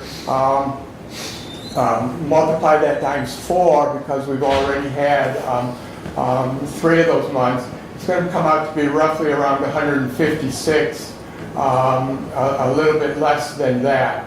And then the projected number of autopsies is going to be roughly around 56. And in April, we have had 26% of the deaths, that cases we have already had. Just the month of April is 26% of our cases that we've had to investigate this year. Autopsies, 30%. Year-to-date autopsy rate is 36%. 70% of those deaths that we've investigated were natural, 10% accident, and 20% pending. Pending meaning that they have an autopsy or toxicology that remains pending. We don't have the results back yet. And 100% of our deaths over the age of 60 have been over the age of deaths investigated during this month were over the age of 60. Again, 70% of the deaths investigated occurred in the home, 30% of the deaths investigated were health care facilities, and today 8% of the deaths in April have been due to trauma, which is usually motor vehicle shootings or asphyxiation. It's been a traumatic cause of death. And then this is just a breakdown of location showing where most of the deaths have occurred, either in Lenawee or Hillsdale, based on their numbers. 40% of the deaths were in Hillsdale City, 10% were in Jonesville, and 50% in the townships surrounding. Any questions on the statistics? Doctor, I have a question on the third chart that you had up there. I don't know if you can get back to that. Let me see if I can- There you go. Yeah, well, That one, no. That one, go down one. That one right there. The 0 to 19 ages. There's one gray bar there. And gray is identified as unknown. that's exactly what it is unknown. XXXY. That could have been a finding of a bone, that was human, that we had to, because what ends up happening is that there's a number of things that come to our office. For example, because of Indian burial grounds and things like that, excavations, people find bones, and then they bring them to us, and then we have no way of actually categorizing that. That becomes unknown. That does involve us sending it to an anthropologist, a forensic anthropologist, to determine who it is or what it is, and we try and identify it. And sometimes we just identify it as human, and then most of the time it ends up being an Indian burial ground. What people do not realize is that there was a law in the 1800s, which I don't think has been has not been removed, but people could bury up to 2 people on their private property, and that was in the 1800s. So things do end up showing up that we have to end up investigating. Thank you. Any other questions? I have a real quick, because of some of the problems that I had discussed with you.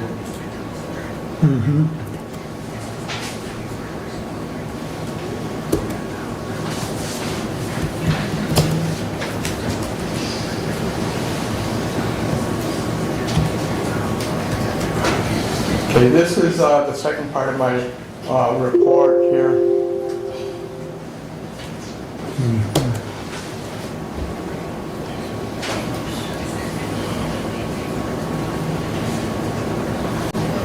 Okay, one of the things is that a lot of people do not understand what goes on in the medical examiner system.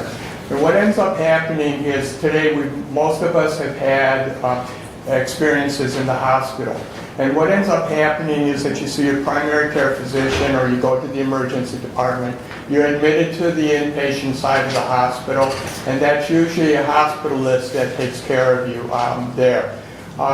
Then there's diagnostics that are performed, and then if you need to have surgery or consultation, you go to surgery, and then you're sent back to inpatient to the hospitalist, and then the diagnosis and discharge.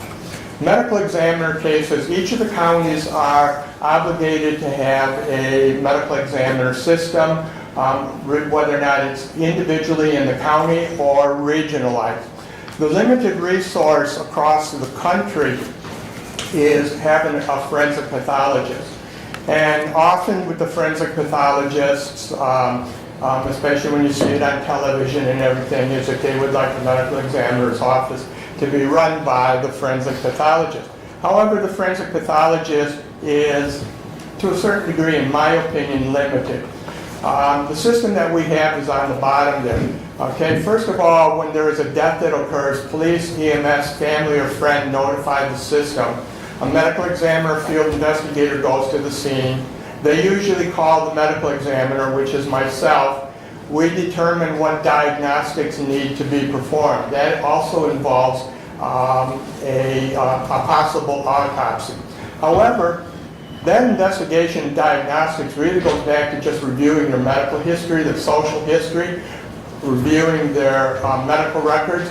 We send out requests to all of the local and regional hospitals, especially if we don't know their information.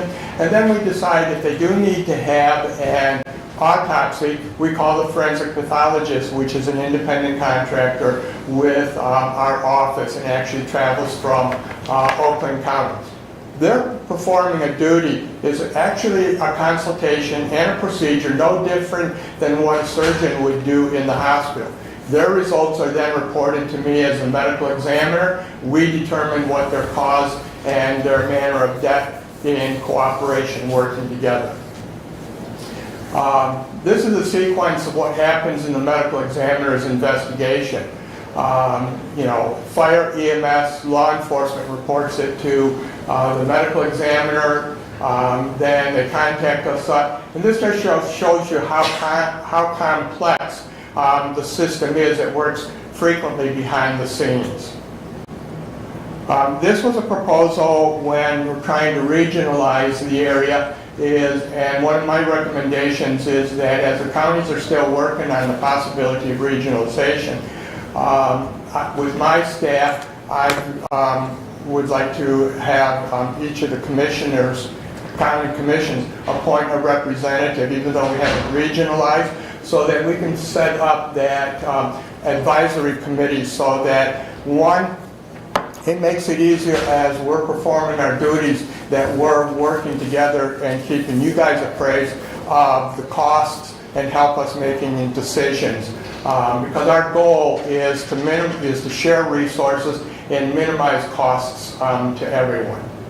And then this is just a diagram, because Livingston at one time had contacted us because they understood that we were having an association working together, and they were thinking about cooperatively working with us, but they had a longer distance to transport bodies to the Jackson morgue.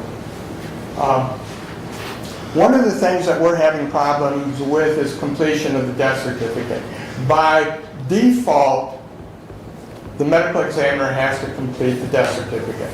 But what people don't realize is that the death certificate has to be signed with, or should be signed within 48 hours of the death. Frequently, we put on the death certificate pending comply with the law. That is until we get the diagnostics back or the results of the autopsy. If the death occurs in the hospital, one of the problems that we're having are physicians in the community and hospitals are refusing to sign the death certificate. What that means is by default it comes to our office, and that means then we have to do all the work of getting their medical records and everything, because an autopsy is not performed in every single death. And by law, it says the attending primary care physician is required to complete the death certificate, and if that physician is not available, it's the on-call physician or supervising physician that completes it, and nurse practitioners and PAs, which in many offices are functioning independent of their primary care, they cannot sign a death certificate. So their supervising and sponsoring physician must sign the death certificate. If the death occurs in a medical institution such as the hospital, the immediate attending physician is required to sign the death certificate. And frequently what we end up having, our emergency physicians are refusing to sign the death certificate. However, if the attending physician is not available, the attending physician representative has to sign it, which is a partner, specialty, or colleague. And if they refuse to sign it, it goes to the chief of the medical staff. And then, if they refuse it, it goes to a pathologist on staff. However, there are penalties for the physicians refusing to sign the death certificate. It is a misdemeanor for them to refuse to sign the death certificate if presented by the funeral home. And the penalties can be imprisonment for not more than 60 days and or a fine not less than $25 and no more than $100. In the past, it was $500 to $1,000. And then what's most impressive and annoying is a report to LARA, which is their licensing. So when we apply for our licenses as physician, we have to explain any reasons for why we have violated the laws. A medical examiner death investigation involves, the decedent's medical and psychological history that we have to review. And then we may perform these additional tests underneath there, which includes CT scans, and then an autopsy, and then chemistry. A medical examiner death investigation does not mean that an autopsy will automatically be performed. And we get patients and families that demand that we perform an autopsy. And I'm having affidavits or pamphlets made that explain why the county will perform an autopsy. Sudden unexpected deaths occurring without medical attendance in 48 hours is the old terminology in the law. However, the reality is anyone older than the age of 50 with a history of multiple medical problems such as diabetes, hypertension, cancer, coronary artery disease, and COPD, they're investigated, but what we end up doing is reviewing their medical records. But these are not, unexpected, are considered unexpected, because people with these illnesses can die. Their death may be sudden because we can't predict when they're going to die. And so what happens is our office works in collaboration with law enforcement, and any death with suspicious circumstances are investigated and we perform an autopsy. Sudden deaths, violent deaths in industrial workplaces, product failure, accidental deaths with motor vehicles, poisonings, homicide, suicide, death by fire, anything suspicious, anyone who's incarcerated that dies, children, and during surgery or anesthesia, anything that's considered to be a public health threat, such as infectious pandemic, we have to investigate, and often we perform an autopsy in those. And then deaths by children due to abortion, or deaths of the mother due by abortions. As I said, most of the death investigations do not require performing an autopsy. We determine the cause and manner of death. And the law does not, and when we complete a death certificate, does not require an absolute cause, but it is an opinion and a most probable cause of death. Anytime we complete a death certificate, it can always be amended by the medical examiner at a later date as we get more information. One of the things that we tell people is that the autopsy is financed and paid for by the county's taxpayers. And I have a fiduciary responsibility to be responsible and to spend that money appropriately. And if families want and still demand an autopsy, and we decide that it is not a medical examiner's case, we offer them the ability to have a private autopsy performed, and they have to pay for it. That's the end of my report, and I will answer any questions that you have.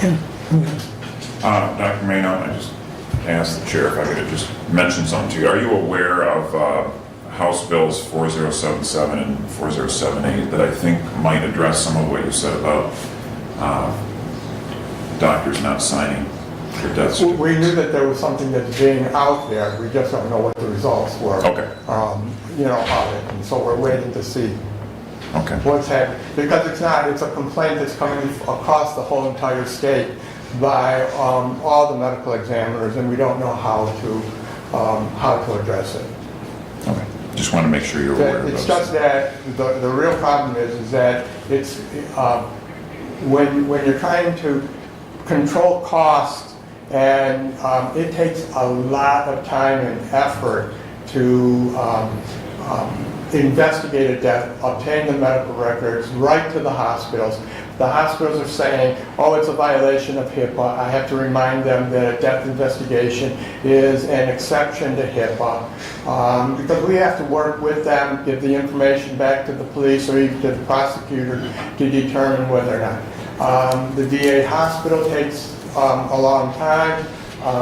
ProMedica in Toledo gives us a hard time sometimes. Things are getting better that we're working on. And I have no problem, I have to be honest with you, I have no problem saying that you're obstructing a death investigation and ask the prosecutor for a subpoena to get those medical records for it.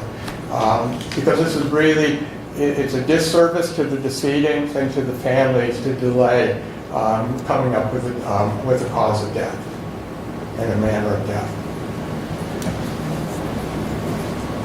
And that's not without problems. I have been sued over, first time in 40 years, for cause and manner of a death of a young person.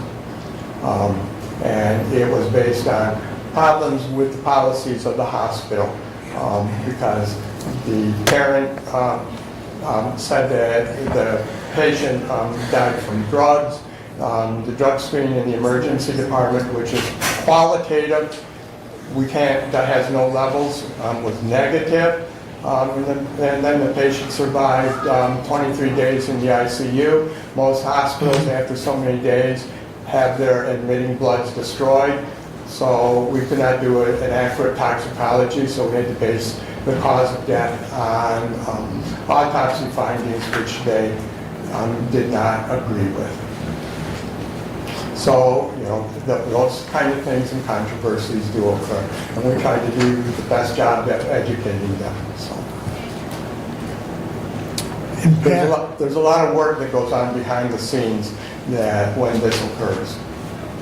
Oh, the other thing is last year you guys asked, because we don't have any medical field investigators in Hillsdale. Most of the field investigators come from Lenawee County. I did recruit Dawn Robinson, I think her last name's Robinson. She lives in the border in Hanover-Horton area, and she's agreed to respond to Hillsdale and Lenawee to do death investigations, so that when we're called for the death or the police call, we try and get to the scene as fast as we possibly can so that we can release them back into service. In years past, someone has always asked what was the drug as far as the drug-related deaths. And this past year, what was the drug of choice, or was it? To be honest with you, the majority of them are what I call a Maloo or soup. Most of them are not just one single drug. Okay. However, there's usually a predominant drug. Opiates still are one of the predominant drugs. Very close behind that is methamphetamine. Cocaine can be up there, but it's variable. It's down. And then the other ones that we're seeing are prescription drugs. Our drug screen, there's a lot of laws for the prosecutors and everything. We send it off in most hospitals, and that's why hospitals don't do drug levels and blood work, because it takes a specific type of lab. What they do are urine drug screens, which are qualitative, okay? But we need to determine a cause of death. We need an actual level and how those levels are. And that can vary from person to person, the number of drugs that they're on, and then the interaction of the drugs that can contribute to death. Okay, thank you. Any other questions, Doug? Yes, you mentioned by statute, the attending physician must sign within 48 hours, and you mentioned that they are refusing. How can that be, and what is your remedy? That's one of the reasons why we've gone to the legislature to give us some guidelines, okay? for it. We either have to change the law or they're going to have to add things, to it. But there's a number of reasons, and having been a clinical physician working in the emergency department for 46 years, I feel very strongly about that.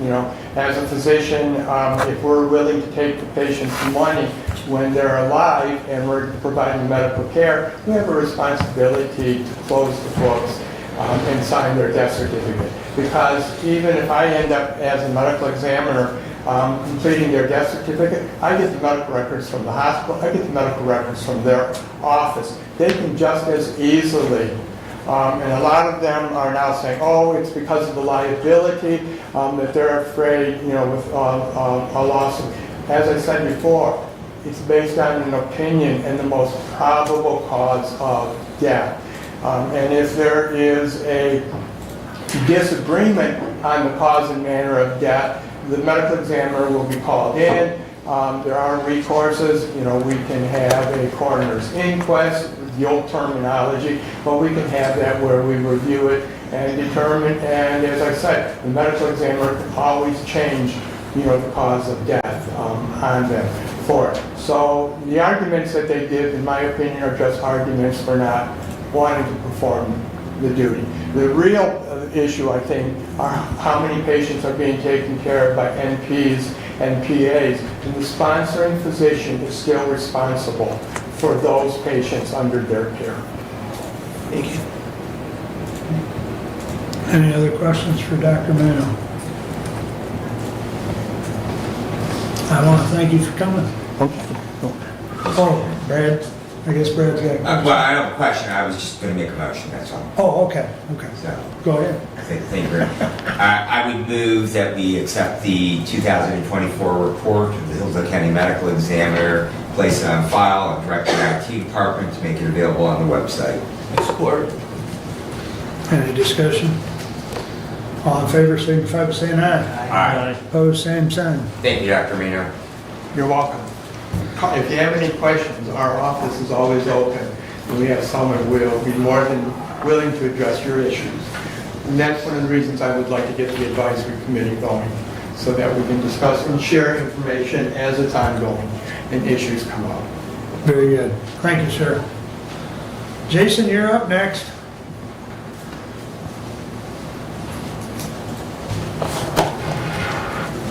Good morning. Good morning.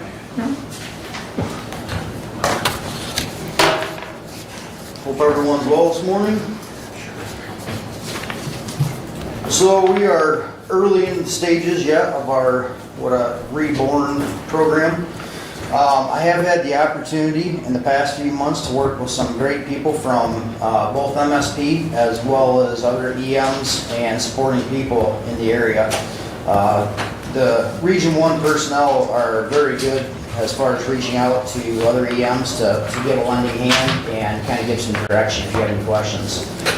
A lot of my time has been spent learning paperwork, reporting, both the state, paperwork to do with the county, been reviewing a lot of the past paperwork on what has been done, and getting updated paperwork and reports from the state as to what we're supposed to have in our program.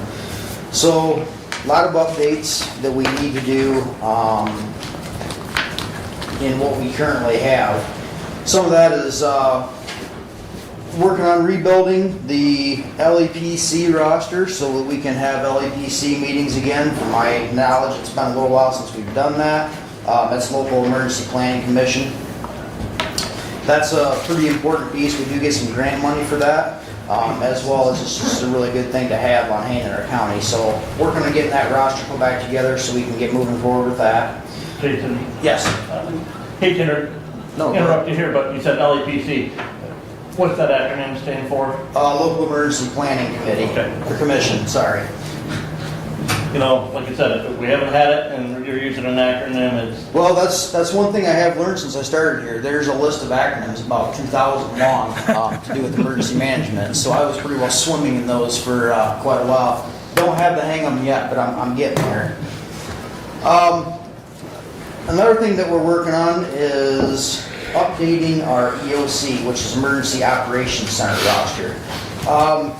For the benefit of the group, don't know what your level is as far as knowledge of it, but the Emergency Operations Center is based at dispatch, and when there is a large-scale event within our county that takes place, that can be activated. Now that draws in a number of people from a number of different backgrounds to serve in the capacity of that operation.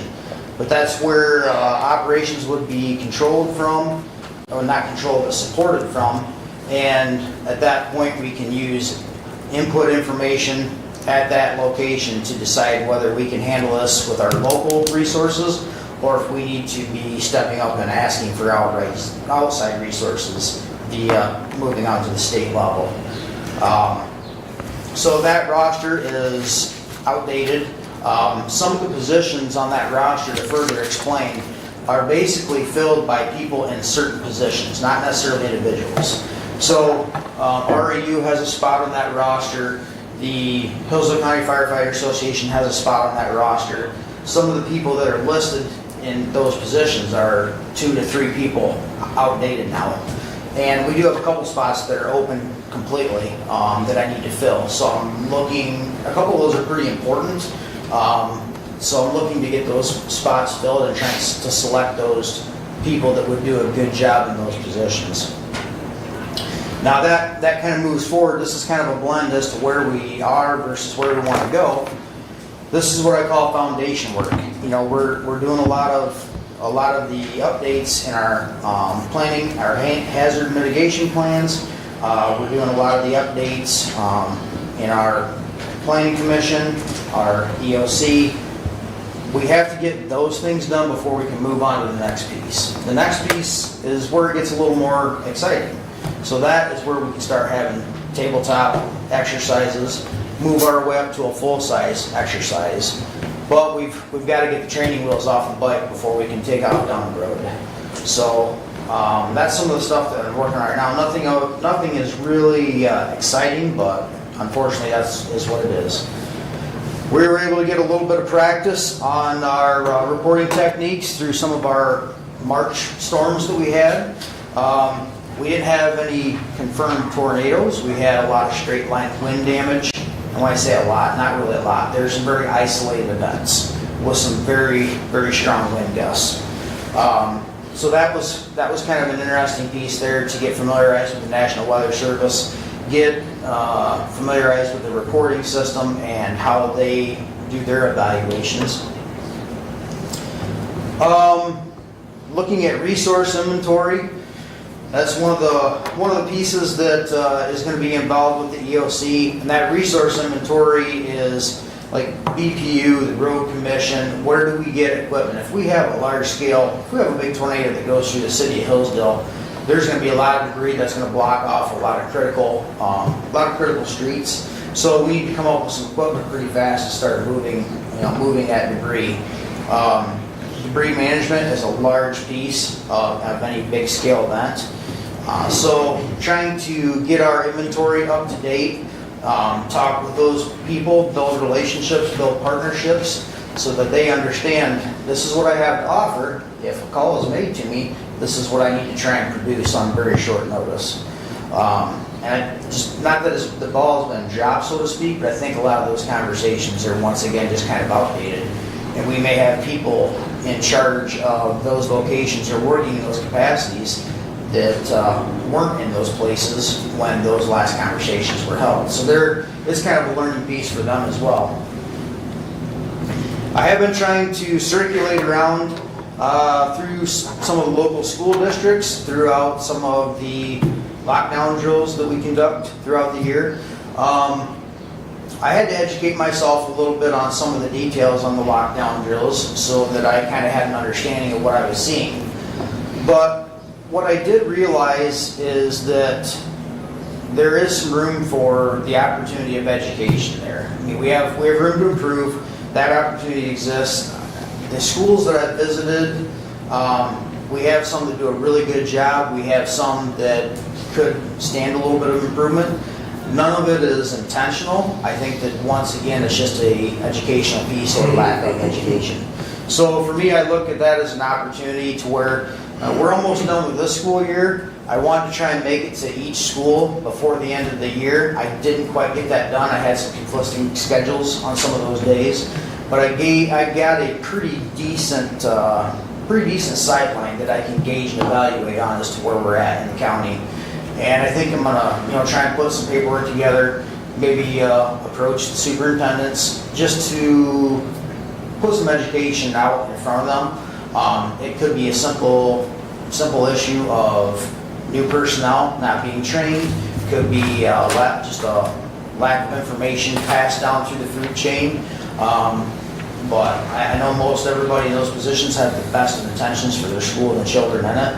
And I think that it would be a really good thing to try and support them with the information that they can use to further educate their personnel. Jason, you know that there's a countywide superintendent's meeting at least once a month. Yes, I'm gonna get on there. That's where I'm gonna try and catch those people. It's a great place to get on the roster. That way, if you can get on that agenda, you can speak to all of them in one It spot. was yesterday for this month. Okay. Okay, so I think that's, the second Monday of the month, I think is that date that they meet. Okay. I would, get with Chuck North out at the ISD. All right. Thank you. Getting on that. And I think I've got one more lockdown, I think tomorrow. That should be it for the year. And that's a school that I haven't been to yet, so that'll help me kind of wrap up that evaluation piece. So, other things that I've been up to, a lot of education, a lot of training, trying to get on board with MySims, trying to get on board with the public emergency reporting systems. Been starting to take some classes on MyTrain. I've had a couple in-person classes directly related to emergency management that were highly recommended by MSP personnel. So those will both do two things. That gives me an idea of where I'm at now, kind of gives me a little better understanding of why things are done the way that they're done. But they are also some of the entry-level classes into pursuing my PEM, which is a personal emergency manager standing. So last week actually, we were able to attend the Homeland Security Conference. That was covered under Region 1 funds for me, as well as Litchfield Chief of Police, Chief Roberts was able to go up there as well, under that same financing spot. So that was kind of a neat thing. I've never been to that conference before. I have been to several that are similar to it, but not that one specifically. They do a really good job of pinpointing a lot of the stuff. For emergency management, there's a lot of material there to soak in. A lot of resources, some good vendors to speak with. Really good place to ask a lot of questions, which I did spend a lot of time doing that. So moving forward, obviously, I need to continue my education, need to continue updating our planning. I'd like to get to the point where we start doing a tabletop exercise, some large scale exercises. I've been working on getting something set up for CPR and stop the bleed for the county employees. And now recently, county building security drills. So just getting my toe into the pond on that one, so that's obviously laying out in the forefront for me. Kind of a quick and direct to the point report. Anybody have any questions for me? Doug, go ahead. So the North American Activist Sale Conference is coming up. You plan on attending it. One thing they talk about is the playbook. We have access to the playbook. So I am planning on attending that conference. The playbook is another one of those pieces that we're updating and enhancing. I would use that word because I think there were some gaps to fill in that. And that's not all. I mean, I can't say that that's all knowledge that I brought to the table with me. A lot of that too is what I'm learning as I'm moving forward. So I credit some of that information to the resources that I have at hand now to bring that knowledge back into our county and implement into our playbook or our resources that we have. So, but I will keep you up to date on that, sir. Thank you. Any other questions for Jason? Thank you for the update. problem. We'll see you at another quarter. All right, have a good day. All If right. you don't mind, I'm gonna excuse myself. I got a meeting coming up here pretty quickly, so. Yep. Understand. Thanks for your patience. You're up next. Okay, I promise I will not take very long when I You said that at Moscow. put myself, well, I'll take it last time in Moscow. I've been going around to the townships as well, giving this report, but statutorily, the county clerk's supposed to give a report to the Board of Commissioners every year, so I've started doing that. This is the first time though, just standing up here. I had previously just put the report in with your packets, but just briefly, this is 2024. Last year in our birth records, we had 423 babies born. That was up about 6.5% from 2023. These are all recorded births in the county. And we have, I don't know, I should probably look into seeing if I can figure out the percentage of home births from hospital births, because it's probably higher in our county than in some others, but those are only in our county if they're born here. And then in our death records, we had 355 deaths recorded in 2024, and again, only if they die here in the county. So if they go up to Jackson's Hospital or elsewhere, then it doesn't get recorded as one of our deaths, and that death record is held by the county that they die in. I also list there the number of certified copies for both birth and death that we sold in 2024, in case you want to see that. Obviously that's higher than the number of births or deaths because people are buying multiple copies and they're going back in years past and buying things from years ago. Our office also handles the notary applications. We did 82 of those in 2024, which was up over 22% from the year prior. Doing business as, or assumed names they're called sometimes. We did 225 of those registrations in 2024, which was up almost 18.5% from the year prior. Marriages, we had 289 affidavits to get their marriage licenses, and that was also up from 2023, and then we sold 542 marriage licenses. Concealed pistol numbers are there. The total number of applications processed. These statistics are slightly different from our other statistics because it's based on the state's fiscal year. But in that year, it was 951 in 2024's fiscal year. And that broke out to 300 new applications and 651 renewals. And that was up from the year prior, and from what I've been told around the state from other counties, the CPL numbers are also increasing this year from previous years. So we'll see how that turns out. Our own numbers weren't significantly higher in the first quarter, but they were up a little bit. We also do county IDs. So if someone doesn't have a state ID and they need an ID for some reason, perhaps an employment issue, getting a job, or even for voting purposes, a county ID works for that. You do have to prove residency to get that. We did 9 of those in 2024.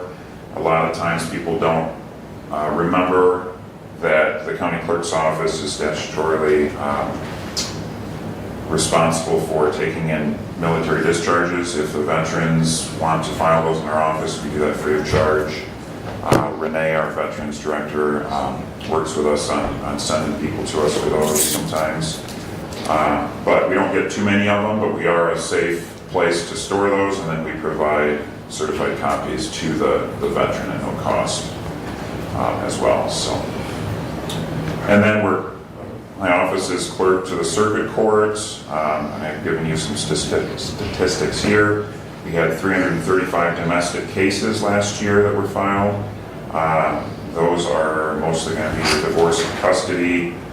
We had 103 civil cases, so that would be things like appeals, name changes, civil filings, and then 261 personal protection orders. That was down a little bit from prior years, which is nice because those are not fun for anyone. 210 criminal cases, that is up, continuing to go up. And it's just interesting to observe. It's hard for me to know what is the reason for all of that. And I know Judge Lisney has speculated on things as well, but it's just interesting that there's a lot that goes into that, including, I think, a new prosecutor and really a new chief judge, circuit court judge, who's in her first term as well. I think has some part to play in that. So then we are clerk to some of the probate files as well that are in the family division. So your juvenile delinquent cases in 2024, we had 98 and 47 neglect abuse cases that we maintained. And of course, all these files, that's a big part of our traffic, is people coming in for each of these files. There's attorneys and then there's people representing themselves that are filing motions and things like that all year long. So jury trials were up again. We had 709 jurors that were called to serve. So those would be, they came into they didn't sit in the jury necessarily, but they came in to serve. And then 1,700, a little over 1,700 that were prospective jurors. So those are the ones that got the postcard and were told to call in, but sometimes those jury trials were postponed or canceled for whatever reason. So we had 7 total, and that includes, I don't know if there's any probate last year. There usually isn't, but our office is responsible for sending out those jury questionnaires and jury notices for all 3 courts, district, probate, and circuit. And then with the family division for adoptions, we had 50 adoptions filed in 2024, which was up from 2023. We had 33, so that was up over 50%. And that's those filings are quite unique, and one of the things I've been trying to do is get some of my staff cross-trained on things like that, because in the past, this one in particular, there's only been one deputy clerk that's been responsible for those, and so I've been trying to get at least one, if not 2 more, that are trained somewhat on those. And there's a different computer system that they have to learn, and different things that they have to, on how to handle those cases, which creates some difficulty, but working on getting some cross-training there, so when the one person that is not in the office for whatever reason, we don't turn people away and have to have them come back another day. I'll skip the statistics and save that for last for the elections, but the FOIA requests, as the board knows, the public might not know this, but the chair of the Board of Commissioners is the FOIA coordinator, but we have software that makes it easier for the public to submit those FOIA requests, and then I personally am involved many times in facilitating, sending those to the offices that they involve, sometimes multiple offices per request. And then the software keeps track of the timelines and things like that, so that's handy. And I think it's easier for the public as well to be able to submit those to us. So we had 408 unique requests last year, and most of those, as you can see, were for the sheriff's office. As far as statistics go, you can see February, May, August, November there. February was our presidential primary last year. Countywide, the lowest turnout there, not surprising. May was a recall election for Camden Frontier, and I like to point out, I find it very interesting that the recall petitions that circulated, they collected over 400 signatures, and you can see only 365 people voted in that election. So, how was the weather? Yeah, so I don't know if I've talked to our emergency manager about that. He left, but he was at the time, he was the fire chief for Woodbridge, and he was right next door during that election day. Tornado warnings, and at one point I drove down there because I wanted to make sure everything was all right, and he instructed us to take cover in the basement for a few minutes. So it was interesting to see the Woodbridge Township basement. It's a lot nicer than it used to be. It still could use some work because there's some election inspectors that had a little trouble getting down there without a handrail into that brick hill basement. It is not ADA. We did manage to do that. I found it interesting though that the tornado warning was going for quite a while before we took cover, and in that time frame, people were still trickling in and voting. So, no, they just did face it, some of them. But and then in August and November, we had some different statistics there for our voter turnout. Of course, August was 10,175 ballots cast, a little under 33% voter turnout. It'd be nicer to see in our county, especially if people would come out and vote more in the primaries, because that really matters a lot as far as our local officials in this county in an August primary. November was a little over 77% voter turnout, and that was a big number there. So early voting did really well in that election. A lot of people chose to do that. We had, I can't remember the exact number, I feel like it was 4,500 or something like that came through and voted early voting. So that's my report, unless you guys have any questions. Thank you, Clerk. Go ahead, Brad. Thank you. Mr. Clerk, thanks very much for your report. One of those vital functions that your office does is CPLs. I just got my new one, and thank you very much for the speedy processing on that. I did notice you have a hologram on it. Yep. And just to follow up with your comment about our county IDs, something that has been a long subject of discussion within the concealed carry community, those 800,000 plus people who have taken that step to prove that they are good law-abiding citizens to obtain a permit to carry a concealed firearm in Michigan. Whether or not the Clerks Association is on board to make this legal ID in Michigan, just as they have done with the county issued IDs. Are you speaking about voter, For any purpose, a legal ID is required in the state of Michigan. Obviously, they would not be real ID compliant, right.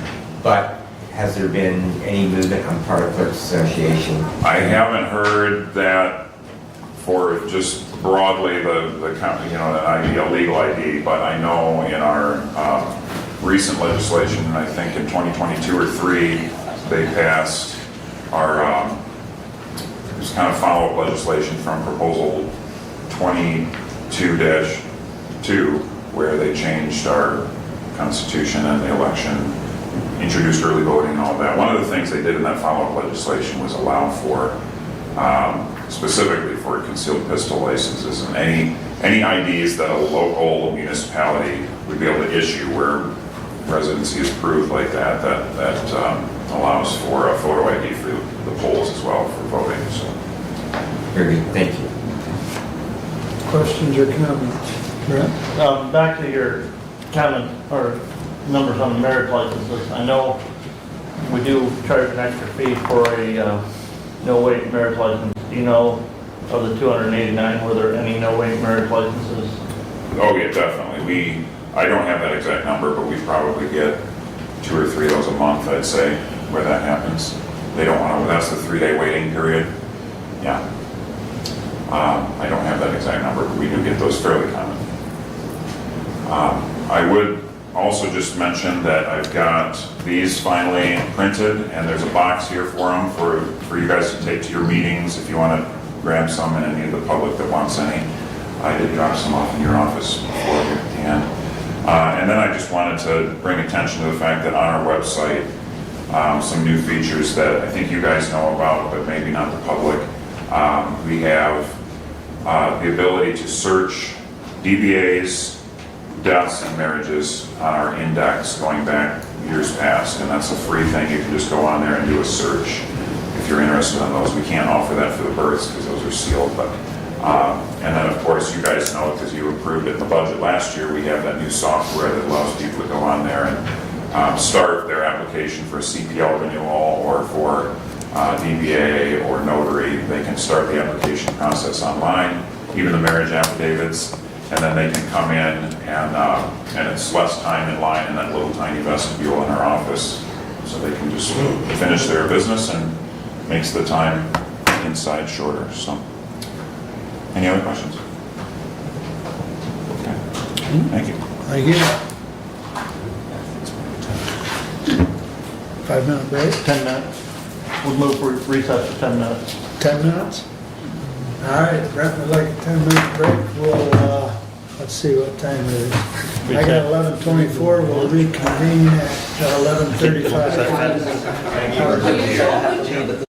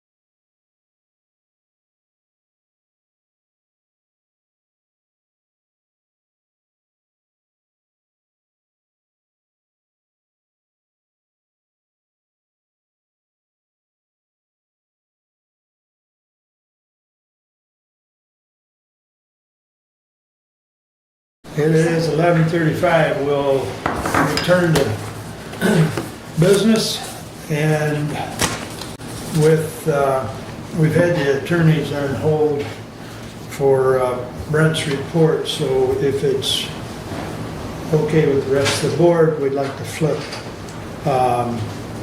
Doug's report and Brent's report, if you're okay with We'll that. take Commissioner Langinger to conclusion. We'll do his full report. If that's acceptable? Yes.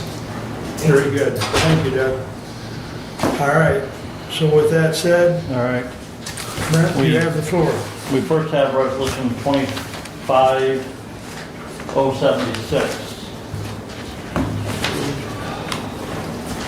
To the Honorable Board of Commissioners, whereas the County Park Board has requested an increase of $15,000 in the county's allocation to the parks, and whereas the parks has demonstrated a need for the increased funds, now therefore be it resolved, the County Board of Commissioners approves an amendment to the County General Fund to increase account 101-966.00-995.007 by $15,000 and transfer the additional $15,000 to the parks. The budget increase will be offset by a budget decrease to the county allocation to the Capital Improvement Fund, account number 101-966.00-995.016 of $15,000. Furthermore, also approved as an amendment to the Special Revenue Fund 208 County Parks for an increase in transfer of $15,000 and an increase in expenditures of $15,000. Respectfully submitted, Brent Leininger, Chair, and I move for adoption. And second? Moved and supported. Any discussion? I think most of this is kind of self-explanatory because of our meeting last session with the parks. Yes, and I did express, I attended the Parks meeting last week, and they appreciate the opportunity to have the dual meeting. They thought it was very informative from them, and, you know, obviously I think it was for us as well. They indicated interest in maybe having an annual or semi-annual get-together, since they are Parks trustees under the Board of Commissioners. That would be useful in communication. I spoke with the chairman, Mr. Godfrey. He indicated that would be the case. Maybe you've already had some conversations, yes. You know, and so there was good feedback all the way around, and I appreciate the Budget Committee trying to find a resolution for their short-term question. Any further discussion on the resolution? Roll call, please. Commissioner Leininger. Yes. Commissioner Ingles. Yes. Commissioner Collins. Yes. Your enthusiasm. Commissioner Wiley. Yes. Commissioner Benzin. No. All My right. turn, Commissioner. Passes 4-1. Please continue. And we next have resolution 25077, and it is just 2 pages, so I am going to read this, Commissioner. Whereas the County of Hillsdale proposes to issue its tax-exempt bonds in one or more series to finance the cost of acquiring, designing, constructing, developing, and improving a new Lifeways community mental health facility, including but not limited to acquisition and construction of the new facility, renovating, expanding, furnishing, and equipping such facilities, and acquiring and improving the site or sites thereof, as well as all work, equipment, and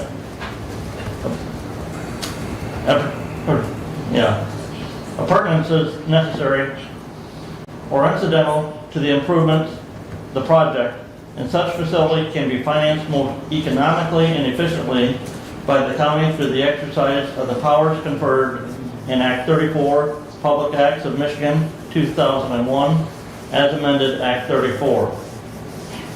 Whereas it is anticipated that the county will advance all or a portion of the cost of the project prior to the issuance of the bond, such advance to be repaid from the proceeds of the bonds upon the issuance thereof.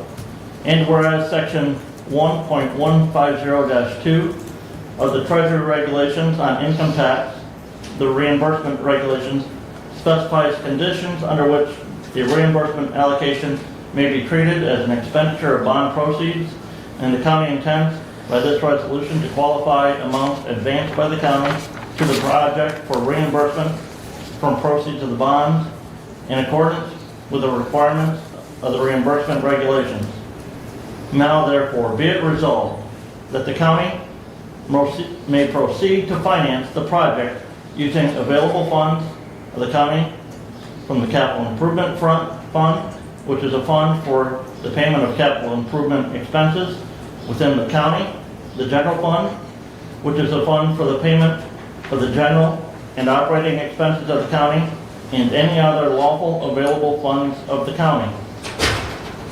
The county hereby declares its official intent to issue its limited tax general obligation bonds in one or more series in an aggregate principal amount not to exceed $15,500,000 to finance all or part of the cost of the project. The county hereby declares that it reasonably expects to reimburse the county's advances for the project as anticipated by this resolution.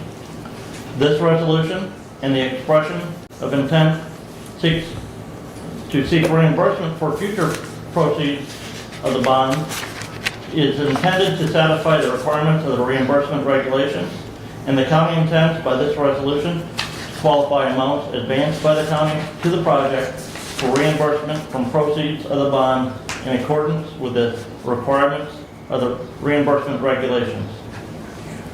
At such time as the county issues the bonds for the long-term financing of the acquisition of the project, the county shall be reimbursed for its expenditures for the project out of the proceeds of the bond. The county clerk is hereby instructed to publish the notice attached as Exhibit A, hereto once in a newspaper of general circulation in the county of Hillsdale, which notice shall not be less than 1/4 page in size in such newspaper. The firm of Dickinson Wright PLLC is hereby employed as bond counsel to the county to prepare the documents for the issuance of the bond for financing of the project with the officers of the county, and the officers of the county are authorized to enter into an engagement letter with Dickinson Wright PLLC. All existing or previous resolutions and parts of resolutions insofar as they may conflict with the provision of this resolution are hereby rescinded to the extent necessary to avoid such conflict. And I move for adoption. Support. Moved and supported. So we have with us today the computer. I don't know if we need to do anything. We have bond counsel Eric McLaughlin from Dickinson and Wright. We also have our financial advisor Andy Campbell. And Andy, I forget your firm name right now. Benzinski and Company. Okay. And we also have Erica Thalen. I believe she's from Benzinski and Company as well, or Dickinson? Yep. So after our last Board of Commissioner meeting, we did meet with Andy and Eric, and we discussed the Act 34, the funding underneath that. There's been some mention of from citizens of the public, gentlemen, about funding underneath the Community Mental Health Act, and if you just want to address that we're not using that act, we're not a community mental health agency, so we're not funding underneath the community mental health statutes.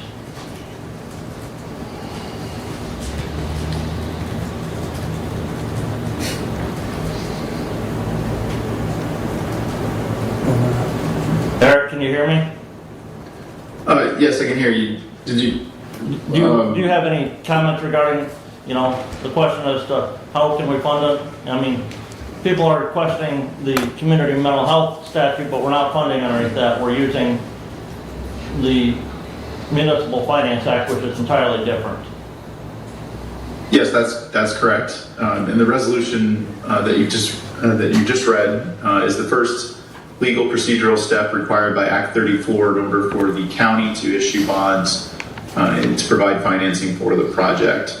The notice, the Act 34, that statute requires that the county adopt a resolution to approve the form and publication of a notice of intent, the form of which is attached to that resolution as Exhibit A, the resolution that you just read. The notice of intent describes the scope of the project that can be financed with bonds issued by the county, describes the maximum principal amount that can be issued to finance the project. And it explains the right of referendum that is afforded by the authorizing statute. When and if adopted, the form of the notice of intent will need to be published in a newspaper of general circulation in the county, and it must be 1/4 page in size in order for the referendum period to start. Once published in the proper size, the referendum period is 45 days, within which a qualifying petition may be filed, and if one is filed, then the question of issuing the bonds must go to the voters. If no qualifying petition is filed, then the county will have obtained the authority needed to proceed with the bond issuance process and can proceed to issue limited tax general obligation bonds that are secured by the county's limited tax full faith and credit, and can only be repaid from or can be repaid. The legal security pledge will then be the county's limited tax full faith and credit, which means that the county must, if it needs to, pay from general funds within existing tax limitations. So can't raise taxes beyond existing authorized tax limits. In this case, I believe the intent is to enter into a lease agreement with Lifeways, which will provide rental payments that are equal to the anticipated debt service. Are there any questions on this resolution? I guess before I turn over to questions, this is just the first procedural step that sets you on the path towards issuing bonds. If no qualifying petition is filed, then you can proceed to issuing bonds by way of authorizing a formal authorizing bond resolution, which will set the terms of the bonds that can be issued. And at that point, the county can proceed to sell the bonds, offer the bonds for sale, sell them, issue and deliver them. Now, are there any questions on this resolution? Brad, go ahead. Eric, I recall when we did the bonds for the 911 upgrade to the public safety radio communication, one of the matters that was of urgency was to purchase and have title for our new tower sites because they were part of that before we moved forward. So my first question is, do we in kind have to have title to the property on which the facility will be built, and what would be the time frame for that to take place? The same concept would apply here as well.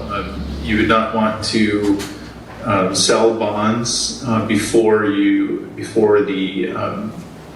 titles of the property was owned by the county or Lifeways. And by that I mean you'd have to either have recorded title to the property, or be under binding purchase contract under binding purchase contract to buy the property, and all of the contingencies satisfied under that contract had been satisfied. So either own the property or be far enough along in the purchase process that it won't be unwound, so that all the contingencies have been met or waived. So my follow-up to that, I heard you say either the county or Lifeways. So is it necessary that the county of Hillsdale owns the property, or is it acceptable to bonding that Lifeways as a community mental health authority would own the property, and that we would then be leasing a building on property that we did not own to Lifeways? Your question kind of it brings up a timing question. So I would recommend that I think the best route would be the county own the property since it's financing. If Lifeways were to own the property, that's something we'd have to look into. But I believe that while the bonds are outstanding, there'd have to be some mechanism by which the county owned the asset it was financing. Thank you. My follow-up question is, or my second question is to the right of referendum. I note in the timeline that we were handed today, dated April 28th, that I I believe that is July the 7th, based on today's date, when that red referendum would have to be exercised.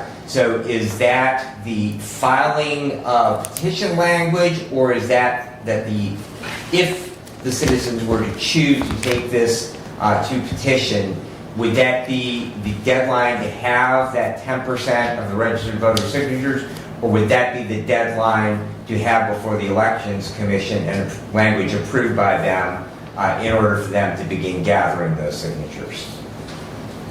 The 45-day referendum period refers to the time period in which qualified electors of the county can submit a petition of referendum for the question of issuing the bonds.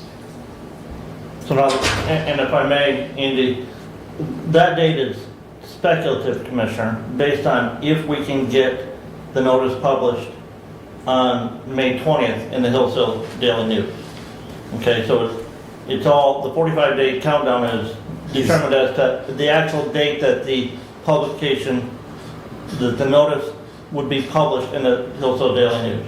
So if that would be the 18th, then that date to submit those petitions moves forward 2 days to the 5th. But not knowing exactly when, if we adopt this resolution, when that notice would be published in the newspaper, this date is on. If it's done on the 20th, then these are the dates that would follow after that, and that July 7th would be the date to have those petitions into the clerk's office. Okay, so what I'm not understanding, and perhaps it's just that I'm not hearing correctly, is that whatever that date is, which I understand is a floating date, is that the date that petitions with a minimum of 10% of the registered voters would have to be submitted, or is that the date by which language would have to be approved in order for them to begin gathering signatures? No, Commissioner, they can begin gathering signatures as soon as that notice of intent is published in the newspaper. The date to have the signatures in is 45 days after that date. Thank you. That is the question that I'm trying to get answered. But until the notice of intent is published. Understood. But there's also, with the petition process, there is a timing situation there, because that language has to be submitted, it then has to be approved. I believe that's the Election Commission clerk day. I would probably submit whatever is filed in my office to an attorney first, and then the Election Commission would ultimately be looking at it. But not probably before I go through, or my staff goes through the signatures and verifies them. Did you get your question answered as far as the ownership of the land? I believe that what I heard Eric say was it would be most likely in our best interest to own the dirt on which we're going to have a building that we're obligated. Correct. And Okay. Andy, or Eric, does the petition language for the referendum have to be submitted to the Election Commission before it is circulated? I don't believe so. There's nothing in the statute that requires that language to be approved by the Election Commission. Not that I'm aware of, no. Nor am I. And the only comment that I would make to that is and this would go to the clerk, I would assume that language on which those petitions were circulated would have to be exactly the same. You couldn't have 2 or 3 different versions of language. You would have to be exactly the same language on those petitions. I would assume that's correct as well. And the language on the petition needs to be the same as the language that will be on the ballot. I believe that's correct as well. Yep. Then how do we get the language? And you have a question? Yes. Is there anything in the mental health statute that takes precedent over Public Act 34 that would cause a restriction on providing the bond? Not that I'm aware of. And there are various statutes in the state of Michigan that provide various authorities to various governmental entities, to exercise the powers that they've been granted by statute, and they aren't necessarily exclusive. I'm not aware of anything in that code that prevents the county from financing a county building. And Act 34 is kind of the general financing code for governmental entities in the state of Michigan. Another question for the attorney. In our resolution, we name Lifeways. If Lifeways, for some reason, is no longer our mental health community service provider, how does that impact the bond?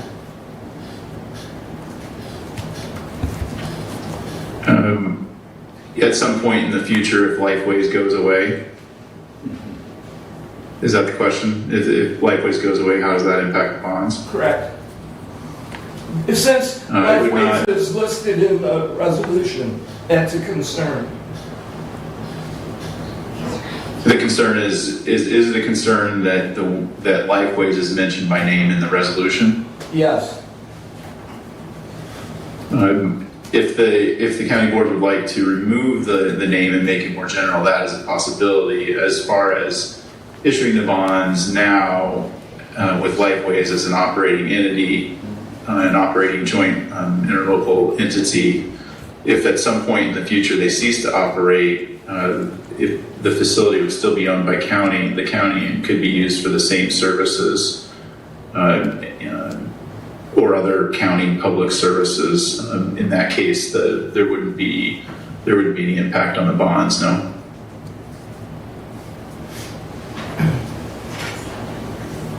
Any further questions? Any further discussion on that resolution at hand? We will take a roll call on 25. I do have discussion. Pardon me? I do have discussion. Go ahead then. So this has been quite a topic of discussion, as we all know. Here's a sample of one of the 120 plus emails I've received. Dear County Commissioners, please vote no on the upcoming bond proposal for Lifeways. Bond Council has now made quite clear that if Lifeways were to default on their loan, Hillsdale County would be on the hook to pay back the loan.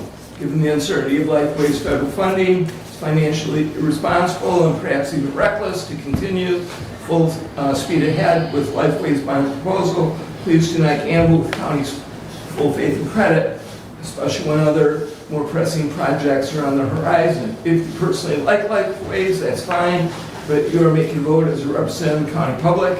And as we saw last meeting, the county public is strongly opposed to this bond. Please fulfill your duties as representatives of the people and vote in a way that represents the will of the people. People have spoken overwhelmingly against the bond proposal. Listen to people, vote no. That's Christian Winter, a Hillsdale County citizen. Other comments that I do have is there is financial risk. Hillsdale County does have liability. Bond Council has answered the question that Hillsdale County is the bondholder and responsible for payment. The annual payment is upwards of $1 million. Interest is estimated at 4.5%.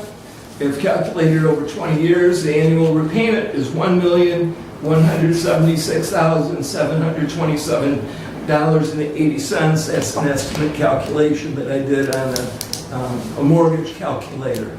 It may be slightly different, but I think I'm in the ballpark. Well, do you want Andy to chime in on that? You would maybe. Well, you know, yes, take notes. Let me get through this and then I'll be done, if that's okay. Proceed. Yep. Bond Council has absolutely said that Hillsdale County is responsible for repayment of the bond.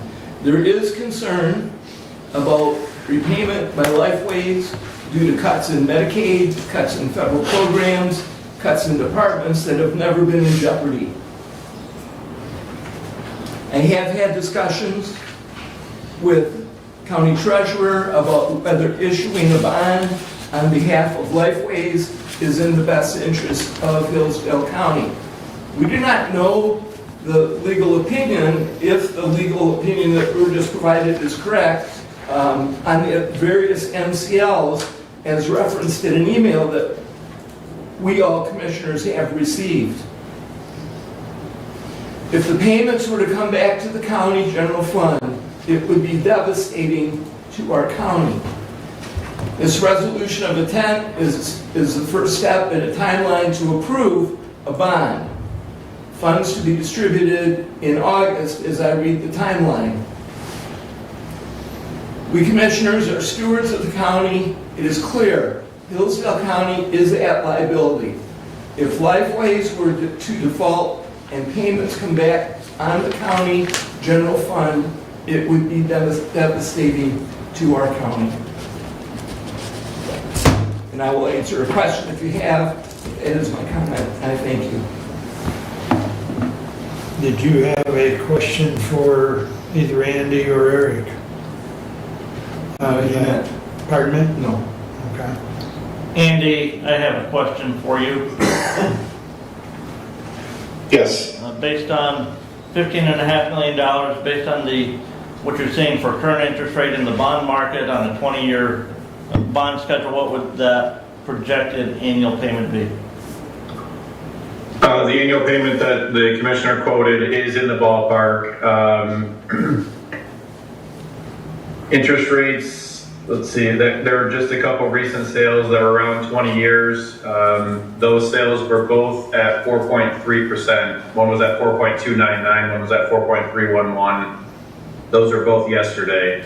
Obviously, we have time until the sale, but the 4.5% is a good estimate at this point, and the debt payments that were quoted, although it's not the same as a mortgage, like in terms of you only make 2 payments a year versus monthly payments, it is the right estimate in terms of what was quoted by the commissioner.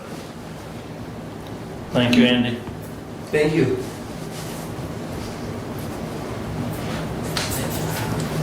Further comments? Brad? So I think when we came into this, minds are already made up, so I don't say this to sway any minds. But this is not about Lifeway's mission. This building will go forward whether we do this or not. This is simply about saving about $100,000 a year in interest. That's probably one employee. It's not going to change the services that are provided. It's not going to change their impact in the community. This is not a vote on what Lifeways does or doesn't do, whether they do it well or don't do it well. It's not about whom they support or whom they don't support. It is simply a financial transaction. One of the things that I've learned in my years as a commissioner and also as a township supervisor is to take the temperature of a township. And that is on most Monday and Tuesday and Wednesday and Thursday nights when I go out to my township or one village council meeting. Generally, when you pull into the parking lot, there's a couple cars out there, maybe 6 or 7. And when you walk in, the chairs are mostly empty. You've got the usual suspects. The fire chief is there. Once a year, the insurance agent shows up. You see the road commissioner, some places more often than others. But the one thing you can tell is that when people are excited about something is when you pull in and the parking lot's full, the cars are lined up down the road. And I think that it's always good that we as elected officials, we remember they used to tar and feather politicians they didn't like. So it's good to smell the tar, and it's good for us to see a few feathers float by every once in a while. And I appreciate the times when the public, whether it be sewers or zoning, because that's usually, you want to fill a township hall, that's usually you bring one of those two subjects up. Hillsdale Township, it's been blight recently, or how many cars you can park on your property. But for the most part, it's zoning or sewers that will pack a township. The first year I was a commissioner, I attended the MAC conference, and I quote this story quite frequently. I heard a state rep speak. I can't remember where he was from. I can't remember what party he belonged to. I don't really remember what he talked about, other than he was talking about when he first came to Lansing, the first thing he learned was that the general fund for the state of Michigan had about $48 billion. That number's a lot bigger today. You can tell how long ago that was. But the second thing you learned is every dollar of that $48 billion had a constituency. And I point that out because today we had a number of people, about a little bit more than 2 to 1, not quite 3 to 1. They came out, took time out of their day to speak on this. But the one thing that I noticed in favor of the people who came out and spoke in favor of the county going on the financial hook for this were one of those people that goes back to that statement by that representative, that every single dollar has a constituency, that they were paid by an agency that is paid by Lifeways. And to that, one of the other individuals here is the sister of a now former employee of Lifeways. Where does that paycheck come from? Where do I buy groceries from? Where do I put gas in the tank? And I would just say that we should weigh that against the people who took money out of their own pocket to take away time from their day to be here versus those people who are on the clock. And so the last thing that I would like to conclude with is a question. Commissioner Weiner, you shared this with me a few weeks ago. It actually dates back to when we had 7 commissioners. Dates back before my first term. It's Resolution 04110. It was dated November 30th, 2004, and I will read it. To the Honorable Board of Commissioners, whereas the County of Hillsdale may issue bonds from time to time at the request of townships, cities, villages, drainage districts, the medical care facility, and private nonprofit corporations where the county's full faith and credit is pledged for the repayment of said bonds. And whereas preparation of financial information, signing of documents, sale of the bonds, the bond closing, construction payments, and debt payments on such bond issues take time and effort for the financial officers of the county over and above their normal duties. Therefore, be it resolved that all local entities named in paragraph 1 shall reimburse the county general fund a minimum of $1,000 for administrative costs per bond sold by the county. For bond issues in excess of $1 million, the administrative fee shall be 1/10 of 1% of the amount of the bond. The administrative fee shall be paid to the general fund of the county by the county treasurer from the bond proceeds, and a receipt shall be provided to the appropriate local government or nonprofit corporation. And like I say, that was passed 7-0, and that was November 30th, 2004. So my question is, $15.5 million in bonds. That works out by my math, correct me please, around $155,000 that goes in. 15,500, 1/10 of 1%. 1/10 of 1, okay. 1/10, but $15,000, what's the intent for the money? That would go to the county general fund. Okay, so money we can spend on anything. So And Commissioner, the same, I believe it was our last meeting, we approved the issuance of bonds for the Lake Somerset Dam project. This resolution, because that bond issuance was under $1 million, that bond requires $1,000 to be paid to the county general fund for the ongoing administrative costs of the county for the reporting and the issuance of that bond. And upon finding this resolution, I did ask the treasurer if the 1/10 of 1% was sufficient, and they felt that that figure was. Thank you.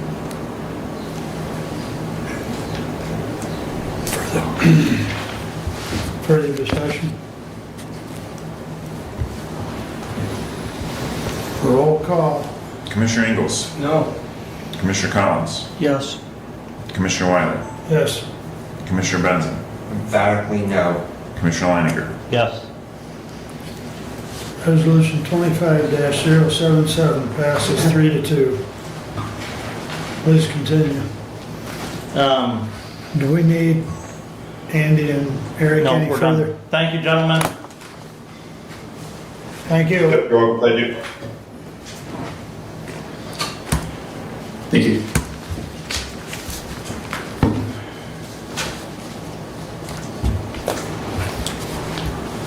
You can continue with All your right. report, and Yep. then we'll move back to Doug. As I just mentioned briefly, the Somerset Dam project, I did get communication from the Drain Commissioner yesterday that he was awarded a grant from the Department of Environmental Quality on that dam repair.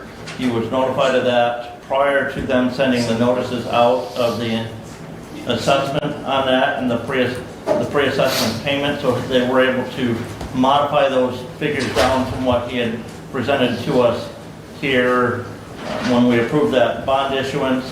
The amount from the DEQ is $178,500 that the county is receiving for that dam repair, and so those individuals in that lake assessment district won't have to pay that amount on the special assessment, because that's already been paid. He is progressing on the Clark Drainage District. He had a day of apportionment meeting last week. We will probably see a bond issuance on that project here at our next meeting to issue the bonds to pay for that project, which will then be paid out or assessed out to that drainage district. Mr. Ringman's here. Maybe ask him to come up and give a little update on the changeover to ADP. I do know there's been, I caught on my year-to-date figures on our first pay stub through the ADP system that the totals, year-to-date totals, were not exactly correct on every line item, so I've asked the finance department to go through that and make sure that those numbers are correct for all the employees. So, Derek? Okay, so yeah, we changed over to ADP. We had our first paycheck through ADP on May 8th.